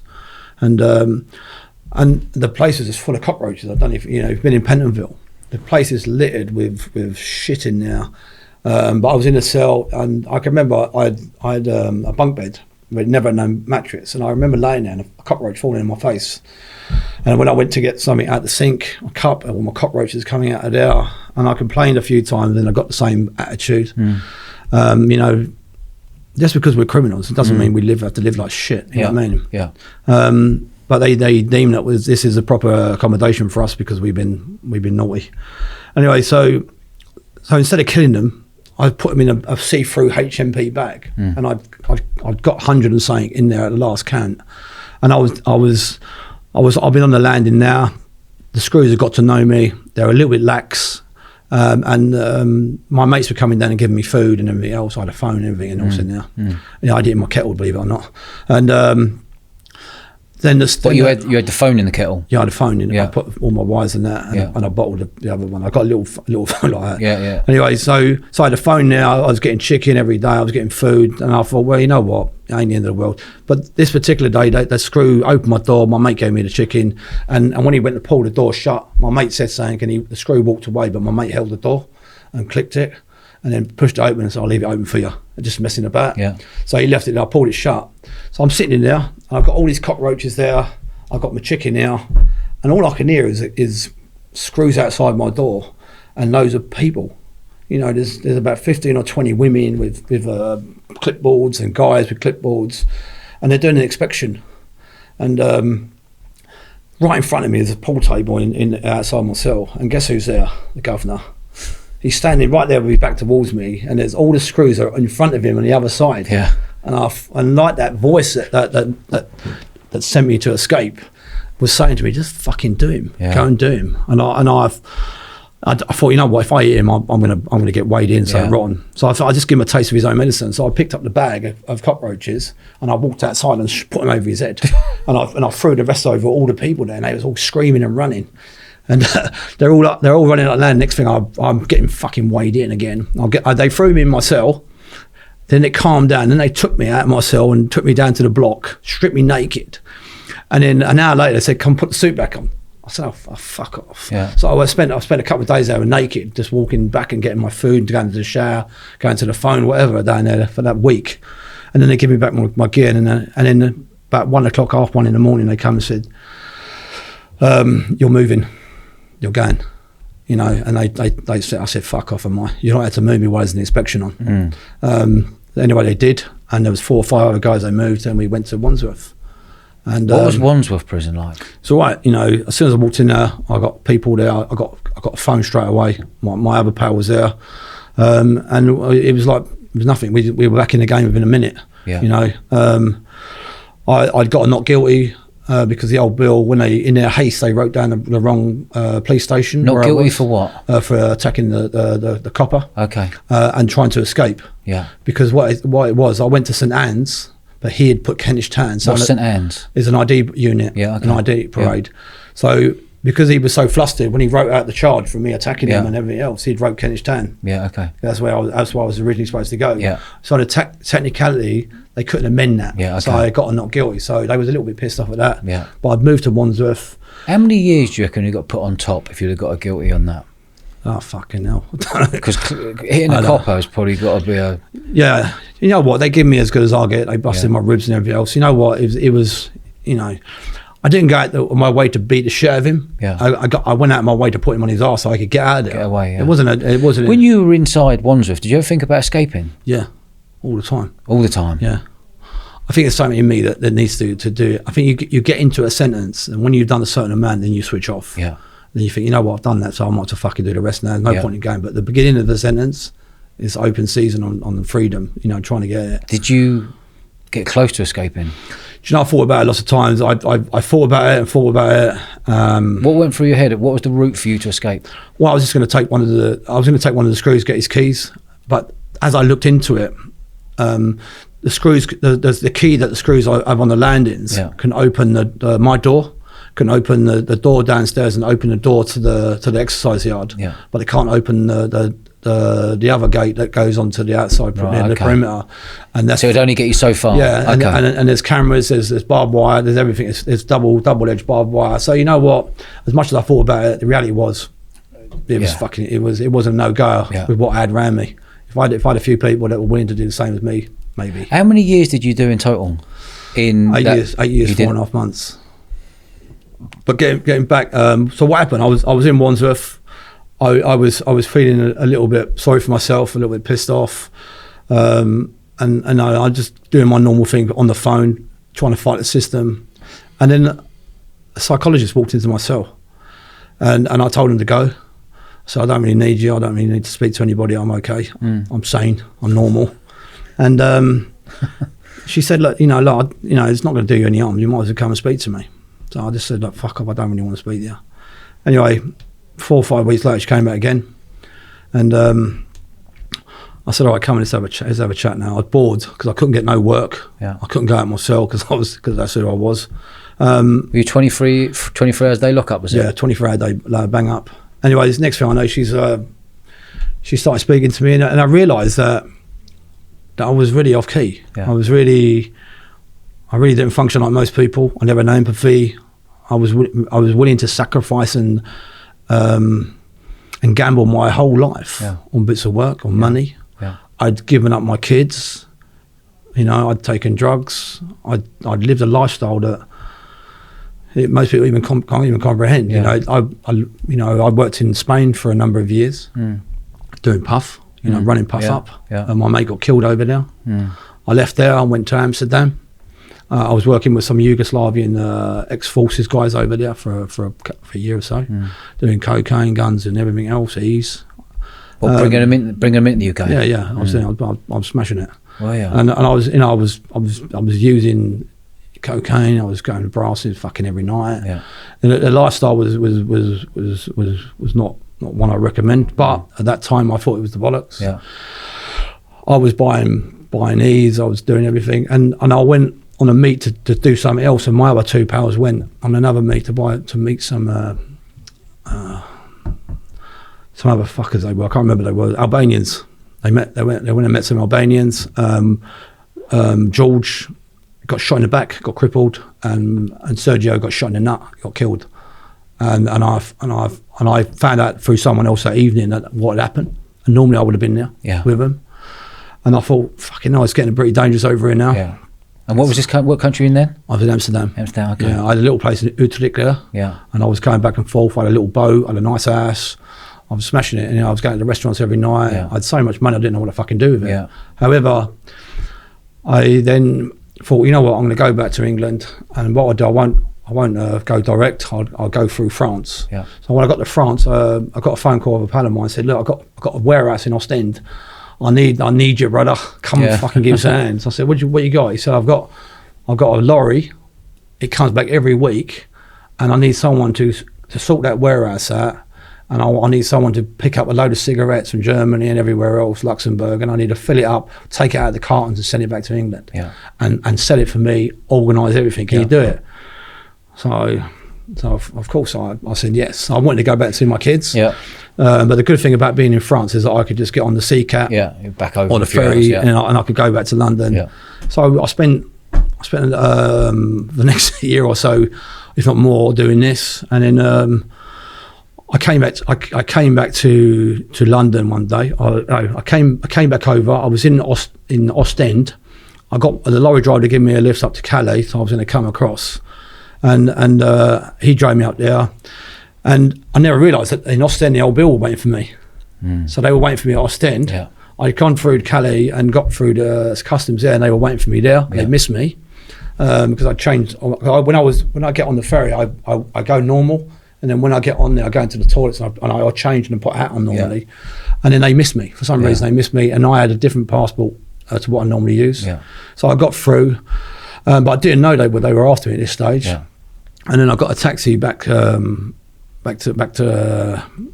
where I was meeting my guys. And we had arranged to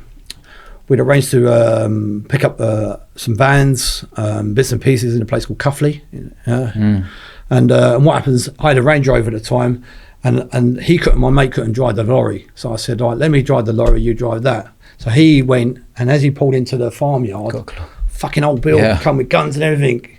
And I saw it, and I just carried on driving. I thought, fucking hell, what a result. But we had a lorry in the farm. It was full up with cigarettes, fucking everything else. Yeah. So there's old Bill there with guns, and they got all I could see was him and his pal, my other pal. They've got all red dots on them, and they're just fucking like on their knees, and I thought, oh, fucking hell. So I went back to London, and we had a warehouse in King's Cross. And just as I pulled up, I got in a taxi. Just as we were pulling up there, I see there's about 10 old Bill. My mates are all fucking coming out handcuffed. We got a great big massive safe in there, and they've drilled it. And luckily we had a chalkboard in there, and over the year, because we had on auctions, all the chalk dust had come up.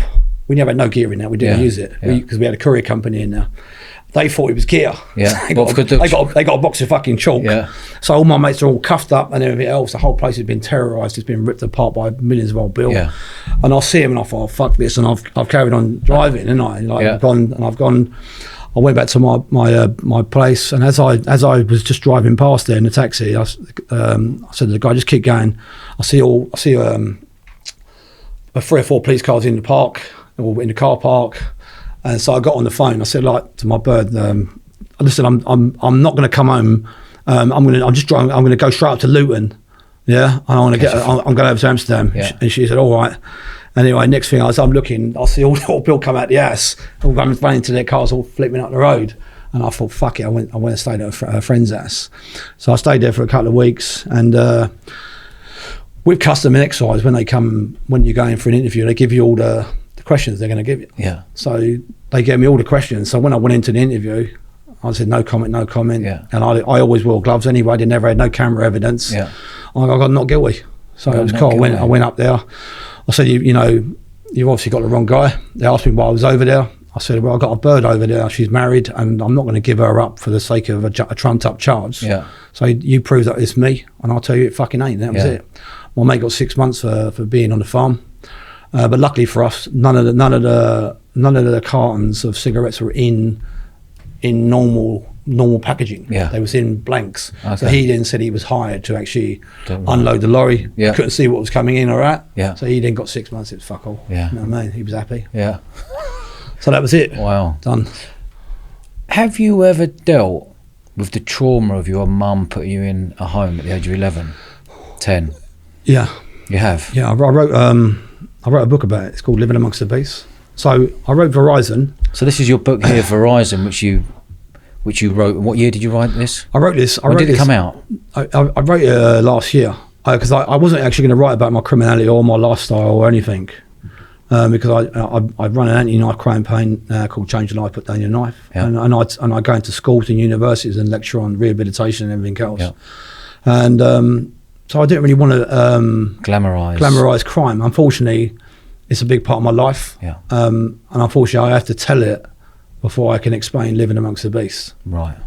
So you have to. So the first book of it was Verizon. It's about my childhood. It's about drug addiction. Yeah. I was a cocaine user. I used heroin. What age were you cocaine user? To what age would you say? You know what? I used cocaine from the age of 20 years old till I was in my 40s. Really? I lived hard. I played hard. I womanized. I drank. I done everything. I wasn't a really nice person. I thought I was. Yeah. I thought I was a dad. I thought I was kind, considerate, but I could switch on and off on the sixpence. Yeah. And I was, I thought I was all right, but I was a vicious, horrible cunt. Yeah. So I was told. Yeah. And did you know that at the time? Nah. We were just thinking you're just doing load of gear, you're partying, you're doing robberies, you're earning money. Did you not think, hold on a minute, something's not quite right here? No, because everybody I knew and everybody who I associate with we're villains. Yeah. You know, everybody I know is a villain. Yeah. You know, all the Adamses, all the Rileys. Yeah. You know, it's entrenched in our lives. Yeah. You know, being a normal straight goer is wrong. Yeah. It's abnormal. Yeah. You know, can you understand the mentality that we've got? When people talk about empathy and rehabilitation and restorative justice, we don't feel none of that shit. Yeah. We don't adhere to none of that. Yeah. We're incapable. We're just incapable of actually, you know, feeding into that shit. So when you come out and done your 8 years, did you go, right, I'm going to go clean, I'm going to go straight? No. What year did you come out? 2016. 16. Well, as I said, I was in Wandsworth. I went to see a psychologist, and then I spoke to her for a few months, and then I got moved to Rye Hill. I was with Terry Adams, Tony Brindle, a few of the boys, and I Terry Adams in there at the same time, is he? Yeah, Terry's a good friend. But something had happened while I was talking to her. I realised that my childhood and everything else was a little bit off key. And for the first time in my life, I felt as if, like, if I'd have been given him a better opportunity, I wouldn't be spending fucking all this time in prison. I wouldn't have spent all that time in care. Yeah. You know, so someone really was responsible. Yeah. And I really wanted to figure out what impact that had on me. So I'd heard of Grendon Underwood. It's a therapeutic prison. It holds 228 of the worst criminals in this country. Whereabouts is that in the country? It's in Aylesbury. Serial killers, rapists, paedophiles, child killers, you name it. All in that one prison? All in that one prison. The worst of the worst. Why did you choose to go there? Did you get a choice to go there? No, I volunteered to go there. Why? Because I'd been in prison before, and I listened to all the old shit. I'd done all the old jokes, and I'd been there. I wasn't going to waste any more of my time in prison. Yeah. Just talking over the same crap and listening to the same joke. And I tell you what it was for me. There was three old guys in there. They'd all been done for doing a van outside some supermarket. It was on a red eye, and the only reason they never all got shot and killed because they was all in their 60s. Yeah. One of them was even 75. You're joking me. Yeah. Still at it. They were still at it. And these young guys were sitting on the table next to me. I was with Terry Adams, I was with Tony Brindle, a few really good guys from Camden Town, and these old guys were there, and they were talking to these young kids, and I thought, do I really want to be coming back at 60 years old and having people look up to me as if I'm a fucking role model? Yeah. So I'm going to try this gaff. I'd spoken to this forensic psychologist about it, and they said it's one of the hardest places you ever go. It's not a fucking walk in the park. Yeah. This place will rip you apart and build you back up again. Yeah. So I spoke to the guys, and they said, fucking hell, you're going to be living amongst the beasts. Yeah. And I said, yeah. And that's where I got the name for the book, and it stayed there. So this book here is called Living Amongst the Beasts, and this is living in a prison with 250 odd of the worst criminals in the country. Yeah. It's probably one of the hardest bits of sentence I've ever done. I've done sentences. And how long were you there for? I was there for 2.5 years. And what was the feeling like of knowing you were going to this? Did you know what you were letting yourself in for? Not really, no. No, because you're dealing with killers and all sorts. You know what? There was a lot that I needed to deal with. And going to Grendon would give me an opportunity to actually test myself as a human being, you know, mentally, physically, everything else. But also, you know, I'd read a lot over the years. I'm a really prolific reader. I read a lot of psychology books, everything else. And I realised that, you know, you can read about things but they're not necessarily going to have an impact on you. I could tell you about prison. I could tell you about rehabilitation. I could tell you about crime. You're not really going to learn about it. So to actually engage in something that was entrenched, because there's as I said, there's wings there, 5 wings there, and you have a community, a therapeutic community on each one with 40 guys, and you're just within 40 guys, and it's about testing you and everything that you hold dear, your belief systems, your thinking, your reservations, your anxieties, your everything, you know, your shame, embarrassment, you go through everything. Yeah. And so for me, going here was going to test me to the limits. Yeah. And you do a 3 months induction period there. And I can remember walking in the first day, and I saw all these guys sitting there, and they're all smiling at me. They're in the dentist. I had to go through there. Yeah. And I didn't know whether to say hello or just carry on walking. And I just felt it straight away that these people were a little bit off key. Yeah. And I'd managed to go to the wing. F wing was an induction wing, and it was surprising because I'd been eating in myself for the last, few years, and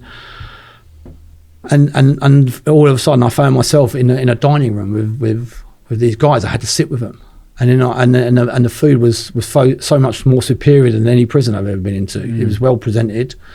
The place was really clean, and the people were friendly. There was no one there that was, like normal prison where they would just shun you and they all put this facade on of like, look at me, and they're pushing you away with their eyes and they're pushing you away with their mannerisms. Everyone in Grendon, it was all about accepting the responsibility for what you are and what your crime was. So the first thing you did, you said hello to everybody, and that was it. So here I was sitting down. The first guy that I spoke to was a young guy. He'd how old, roughly? He must have been about 20 years old. Okay. He was in living with the beat, living in Grendon. This is the first one. Yeah. So he's sitting opposite me, and normally these people I'd find repugnant. I'd weigh them in on the normal landing, and I wouldn't give them 5 seconds. But suddenly this guy's in front of me. I got him. I got another guy. He's got his funny arm like that, and this other black guy. The black guy had put a soldering iron inside his girlfriend. Put her? A soldering iron. Okay. And beat the shit out of her, but put a soldering iron up her. Jesus. The other guy had met a young girl on the canal, and he fancied her, but she was only 10 or 11, and he was like 17, 18 years old. And what he'd done, he'd grabbed hold of her because she wouldn't kiss him, and he'd held her under the water and killed her, And then the other guy, I was speaking to him, and I fucking, all I wanted to do was get up and walk out. Yeah. And I said, what are you in for? What? He said, I'm in for child cruelty. So I said, what happened? He said, well, my girlfriend went out, and he said, she started crying and everything. I was changing her nappy, and then she started screaming and all that. So I pushed her and I broke her back. Okay. And then the next thing I knew, he had 60 or 70 punches on this kid, even in the paperwork. Did you not think when you listened to that you would have to do something to him? So as I was listening to him, I could feel myself. But the whole idea of this place was about internalising everything. Okay. It's what teaches you tolerance. Because your normal self would clump him and go mad. I'd fucking kill him. Yeah. So I'm listening to this guy and I'm thinking, fucking. I said, listen, I've got to fuck off. And I went to my room, and there was another guy who was in for robbery. And I said, I can't fucking handle this. Yeah. He said, listen, just stay with it. Yeah. He said, you can't let these cunts ruin your therapy. Yeah. So I said, all right. So I said, all right, I'll crack it. So I shook it off, and then I'm in the dining hall, and it's still.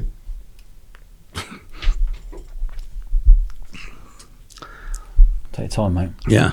Take your time. I think some of the things that you just don't forget, but I think it teaches you about a lot of things, and I learned a lot there.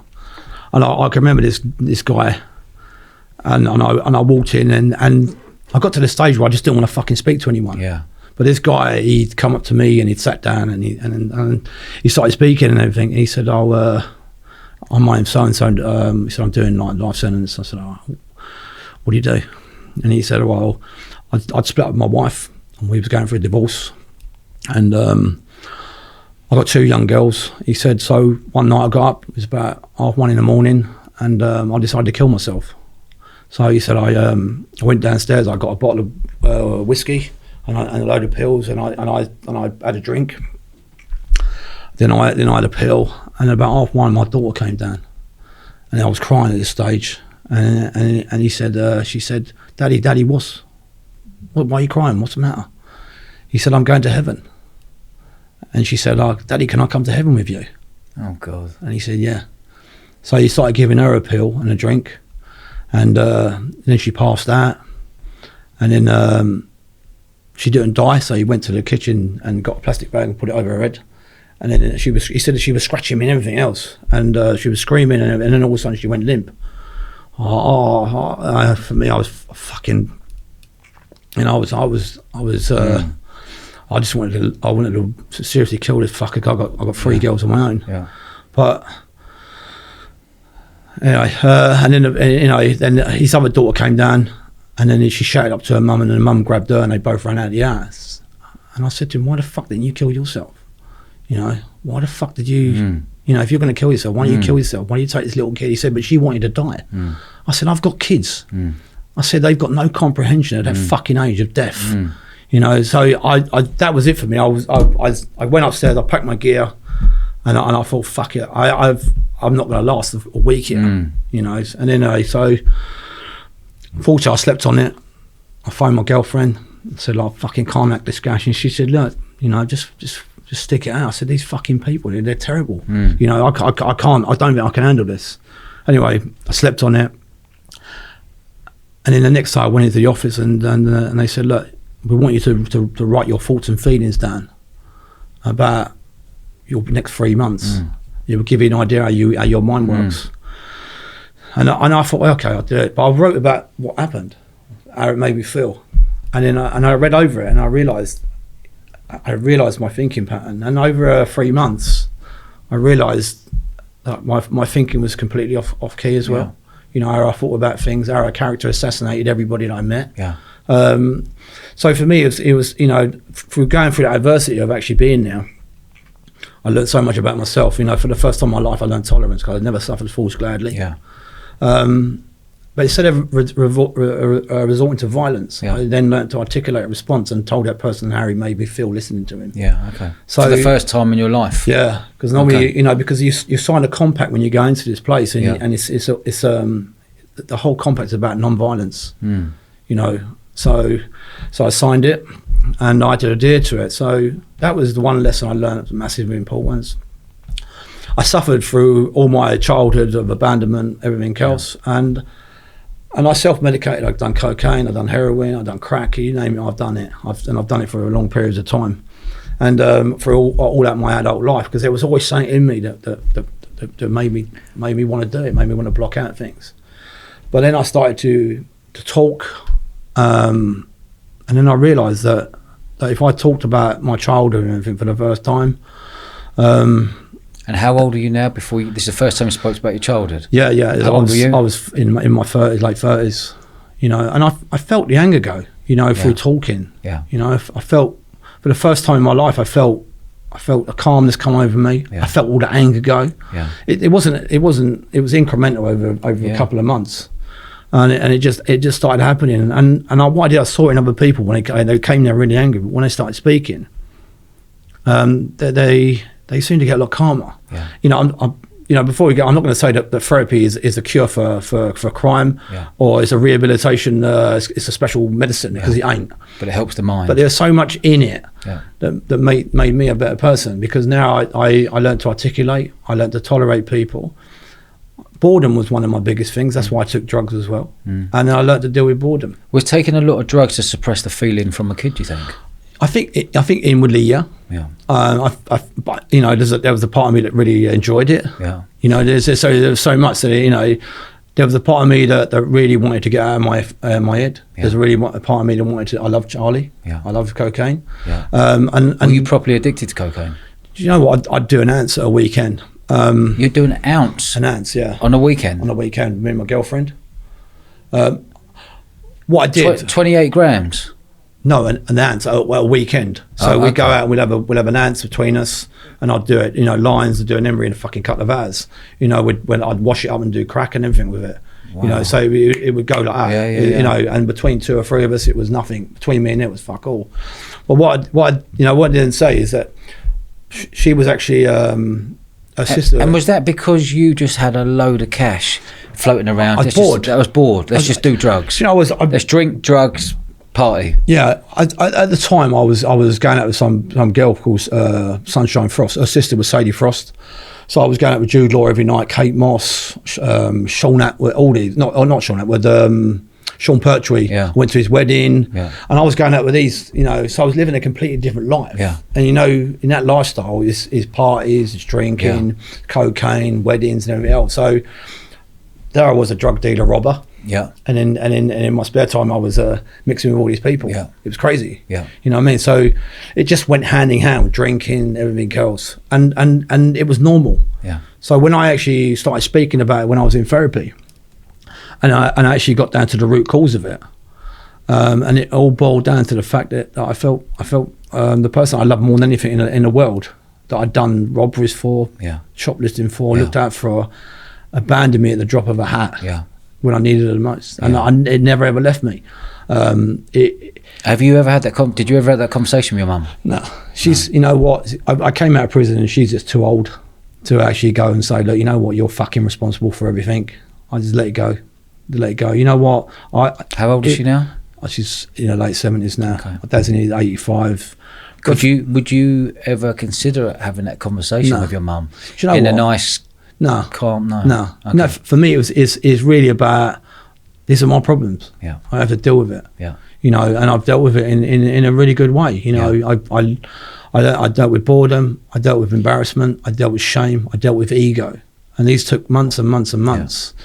You know, how I dealt with my ego, because I had a massive fucking ego. Yeah, you know, I was robbing and living a life, you know, and I thought I was untouchable. Yeah. So did people around you know that you were a dangerous man? You know what it was? I think most people knew I was a dangerous person, but inwardly I was a really nice guy. Yeah. There was you know what I did? I made myself into this monster because I thought that's what people wanted. Yeah. Me. You know, my first foray into criminality was about violence. Yeah. So I thought that's what they wanted. So I made myself into this fucking monster. Yeah. But inwardly, I suffered from so many insecurities. Yeah. You know, I was insecure. I felt unloved. I felt everything. Yeah. So I then went out and got as many women as I could. I had 3 or 4 different girlfriends. Yeah. I had loads of kids. Yeah. You know, I've got kids of all different women. Yeah. You know, and I was looking for something, and I was grasping for it, but it just never happened. You know, I drank. I met loads of women, but it never fulfilled that something was missing. But the minute I spoke about it and I understood it, it just went. You know, I've been out now. I've not had a drink now for 14 years. I've not had a cigarette for 6. I don't mess around no more. And I don't. You know what? I feel that. Have you found peace? Yeah. You know, in so many ways, you know, as I said, ego was one of my biggest problems. But ego with cocaine is it's even worse. It's even worse, yeah. But the way I dealt with that was I stopped going to the gym. I don't go now. Yeah. So I was like a big Massive, guy. Yeah. And what I did, I started wearing different coloured socks, like pink socks, orange socks, and shorts, and sandals. Yeah. So because everyone I met was afraid of me because the way I came across, I was quite aggressive and everything else. Yeah. And I remember having a conversation with one of the other guys. Said, "Look, you're a really nice fucking guy. Yeah. But you're so aggressive and you're so out there, and you know you're intimidating, right?" Yeah. So I said, "How can I make myself less intimidating?" So I came up with the idea of wearing all these things, and everyone I meet, I say, "Hello, brother, how you doing?" Yeah. And what I thought was my biggest strength was my size and that hostility and everything else. I finally realised it was my biggest weakness because people wouldn't tell me what I was about. Yeah. They would help. You know, I was always because I had fear. Yeah. But the minute I started wearing these socks and everything else, people were telling me, they were talking to me and telling me about all the shit that I had given. Yeah. And in such a way that it was really honest. And even though they were rapists, paedophiles, fucking and child killers and everything else, once I put that aside, the information that they were giving me was making me a better person. It's like because I started correcting all these little faults in me, you know, and the way I interact with people and the way I come across now is you know, it's probably a million times better than what I used to be. But it was only through going into this environment, as much as it's probably the worst environment I've ever been into, it only worked because of them people in it. Yeah. And that's how crazy. And that's bizarre. Because you'd think it would be the opposite. Well, you know what? If we're all criminals and we're all armed robbers, we all talk about the same things. So we never learn fuck all. Yeah. If I've got a geezer who's a paedophile or he's a rapist, and he's telling me about I'm aggressive and I come across like this, and he's telling me this, and I'm thinking, who the fuck are you? Yeah. Normally I'd go bam. Yeah. But I've got now internalised that. Yeah. It's crazy. You know, because you know you are what you think. But it's worked for you, right? You know, I can only champion Grendon. You know, I didn't want it to work. I can only champion it. The reason I wrote the book was one, because even though it says living amongst the beasts, you know, people thought I was going to castigate it and really have a go at it. People thought you were probably going to fight it. Yeah. Yeah. But you know, there's so much that I learned from that place. But there's also a double-edged sword to this, why I wrote it. I felt that the majority of the people there, I don't think you can change anyone's nature. No. That's what I'm going to say from the beginning. I felt that there was a lot of people going there for tip box. I felt there was a lot of manipulation there. I felt that these guys were learning tools or they were learning skills that would make them more proficient predators. And I wanted to say it, and I started saying, because I saw the manipulation all the time. Yeah. There's certain characteristics about these people. They're deviant by nature. Yeah. They're cunning, manipulative, and they will spend months and years, looking out, going for their prey. Yeah. That's what they're about. So they're a lot more advanced than you could even imagine. Yeah. And I saw that, and I just kept thinking, the thing that got them nicked in the first place was their ineptness. Yeah. And that's what made them stand out and get caught. But all of a sudden they're going to Grendon and they're learning all these thinking skills to actually evade capture now. Yeah, okay. So, and the biggest concern that Grendon had about me is that I would learn the skills I'd learn and use them for other stuff. For being a better criminal. So it was, so it was hard for Grendon to actually push me in the right direction because they thought I was going to abuse it and use it. So it was it's one of those things. But I think I've wrote about it now, and I do talks in schools. I lecture now at university. So what's your redemption? Reformation. Yeah, for you, what's gone on to change Terry Ellis for being a criminal, a villain, a hard man, going to now having your family back around you, lots of love, creating a really lovely business that you got with your daughter and your daughter's other half. Tell me about that side of you. Do you know what? I think I got to the stage in my life. I don't think I learned anything through prison and rehabilitation. That doesn't work inside prison. It's a fallacy. Yeah. However, as I got older, and the work I'd done in Grendon on myself, I realised that once I got rid of all the shit in my life on my head, once I got rid of the alcohol, the booze, and everything else.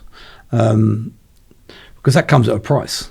Just to have alcohol in your life, drugs, everything else, it comes at a massive price. So you can't get to buy a normal job, so you have to go at it. Yeah. So that was number one bit of ingredient. Yeah.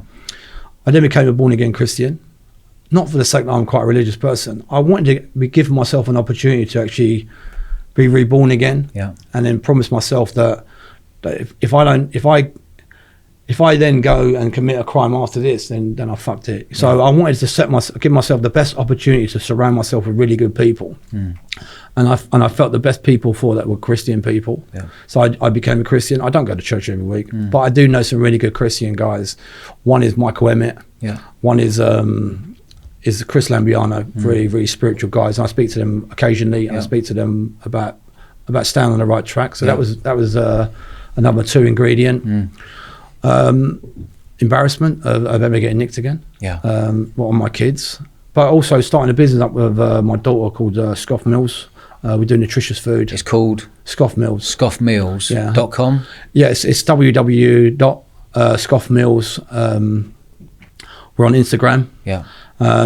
We started a business about 3.5 years ago, or they did. Yeah. And I, with my skill set, I then went in with them, and now we employ roughly up to 20 people now. In the last 3 years, we've gone from strength to strength to strength. Yeah. We do nutritious food for people that want to change their food habits, their eating habits, want to eat healthily. It's all calorie controlled, all macros and everything else. We do lots of celebrities, and we got a real good clientele that we service now. Yeah. So I'm really pleased. So that's another ingredient. Yeah. I also helped start a company up in Birmingham called Let's Sanify, where we do chemical-free disinfectants and alcohol-free sanitizers. But we also, as part of my reformation, a deal I did was not to take any money out of it, was to actually do manufacturing classes for young kids in the area. So that was my bit. And then I started a knife crime group with a pal of mine called Ben Span. Yeah. Called Change Your Life, Put Down Your Knife, and I've been doing that now. We've got 20,000 members. Wow. I do talks on knife crime. Yeah. I do lectures at universities on psychology and the benefits of it, and the benefits of your thinking skills and trying to change that. I wrote 10 books now. You've written 10 books? Yeah, I wrote Verizon. I wrote Living Amongst the Beasts. I wrote The Final Countdown. I wrote a couple of kids' books now, which I donated to charity. Yeah. And what I did through the COVID period, my girlfriend's a teaching assistant. she looked after all the nurses' kids and everything else, and I felt that they weren't getting enough help. Yeah. You know, because you know, they were going out every day and people were dying. Yeah. You know, so I thought if I write a book, I wrote a book about my dog and my pal's dog. It's just a simple story over Hampstead Heath. And what I did, every one I sell, I then donate to schools and everything else. But I thanked all the kids and thanked all the staff, and I used all their characters as the kids. How do you feel today for the crazy life that you've lived? A proper eventful life of madness. Well, this whole episode has been truly like wow. How are you feeling today? Do you know, I met a young girl called Monica on the train, yeah. On the way here? Yeah, black girl. Yeah. And she was in a wheelchair and I helped her on the train. Yeah. And we spent all the time talking about therapy, and about change and trying to encourage her to be a better person. Yeah. You know, that feels really good. And inputting some of the stuff that I put in the book, because I get messages from all around the world from people that it's empowered them to start talking about their abuse, about their childhoods, and it's encouraged them to actually write books as well. But how are you feeling today? You, I feel Terry brilliant. Ellis, today, I when you feel wake up, being straight, working with your daughter, legit business, no ag around you. How does that feel? It feels brilliant. You know, I where I live, I've got my 3 daughters. Yeah. They live in all different. They live around me. Brilliant. I've got one there, and one there. I was working with 2 of them, but now I'm just working with one of them because she works somewhere else, my other daughter. But going to meet her every single day and seeing her grow as a person, her boyfriend grow as a person, seeing them come into their own. You know, for me, do you it's feel great. like you're making up for lost time? Oh, but you know, there's nothing I can do to make up for them shit years. Yeah. But you know what? I've achieved so much in the last 5 years doing straight stuff. Yeah. I've met some amazing people. I've been on some amazing podcasts. As I said, I just wrote my last book. It's an early intervention book about all of the behaviours for kids with knife crime. And my last one, I'm just getting published now, is a satirical love story about my girlfriend, Anna. It's called Finding Anna. Lovely. So I've diversified in my writing, and I just feel brilliant. I don't think I've ever felt better. I don't have to look over my shoulder anymore. Yeah. I don't worry about who's knocking on my door. Yeah. And my future is looking really good. Yeah. You know, I've got 2 businesses that potentially are gonna look after me. Yeah. I've got a beautiful girlfriend. Yeah. You know, who's been amazing to me over the last few years, of 5 years. I've got 2 beautiful dogs as well. Yeah, lovely. And my kids are back in my life. You know, we've rebuilt all the bridges. Yeah. And I was, you know, if I said I was so bad, Yeah. you know, I was really bad. Yeah. You know, and it's taken me 5 years to even just, you know, to get near to my kids and try and make a difference now. But they see me as someone who's completely different now. I'm glad they don't see the old me. Yeah. You know, I'm glad they were young enough not to actually understand that. Yeah. But they've always, you know, the thing about prison, and people always say, you know, once you go to prison, you don't see your kids or fuck all. Yeah. Do you know the funny thing was, I spoke to my kids every single day in prison. I spoke on the phone every night to them. And I had conversations that I never had with them when I went in prison. Yeah. When I was there, I'd be lucky if I spoke to them once a week. Yeah. Yeah. So, you know, I think in some ways it done me the world of good. Yeah. Because There's some positives to take out of it. A lot of positives. You know, so I could spend myself castigating myself about prison and how bad it was. But you know what? It wasn't. It was just a warehouse. It just held me for a certain amount of time. It wasn't any other thing other than nothing. Yeah. However, the only good thing happened was Grendon. Yeah. I learned so much there.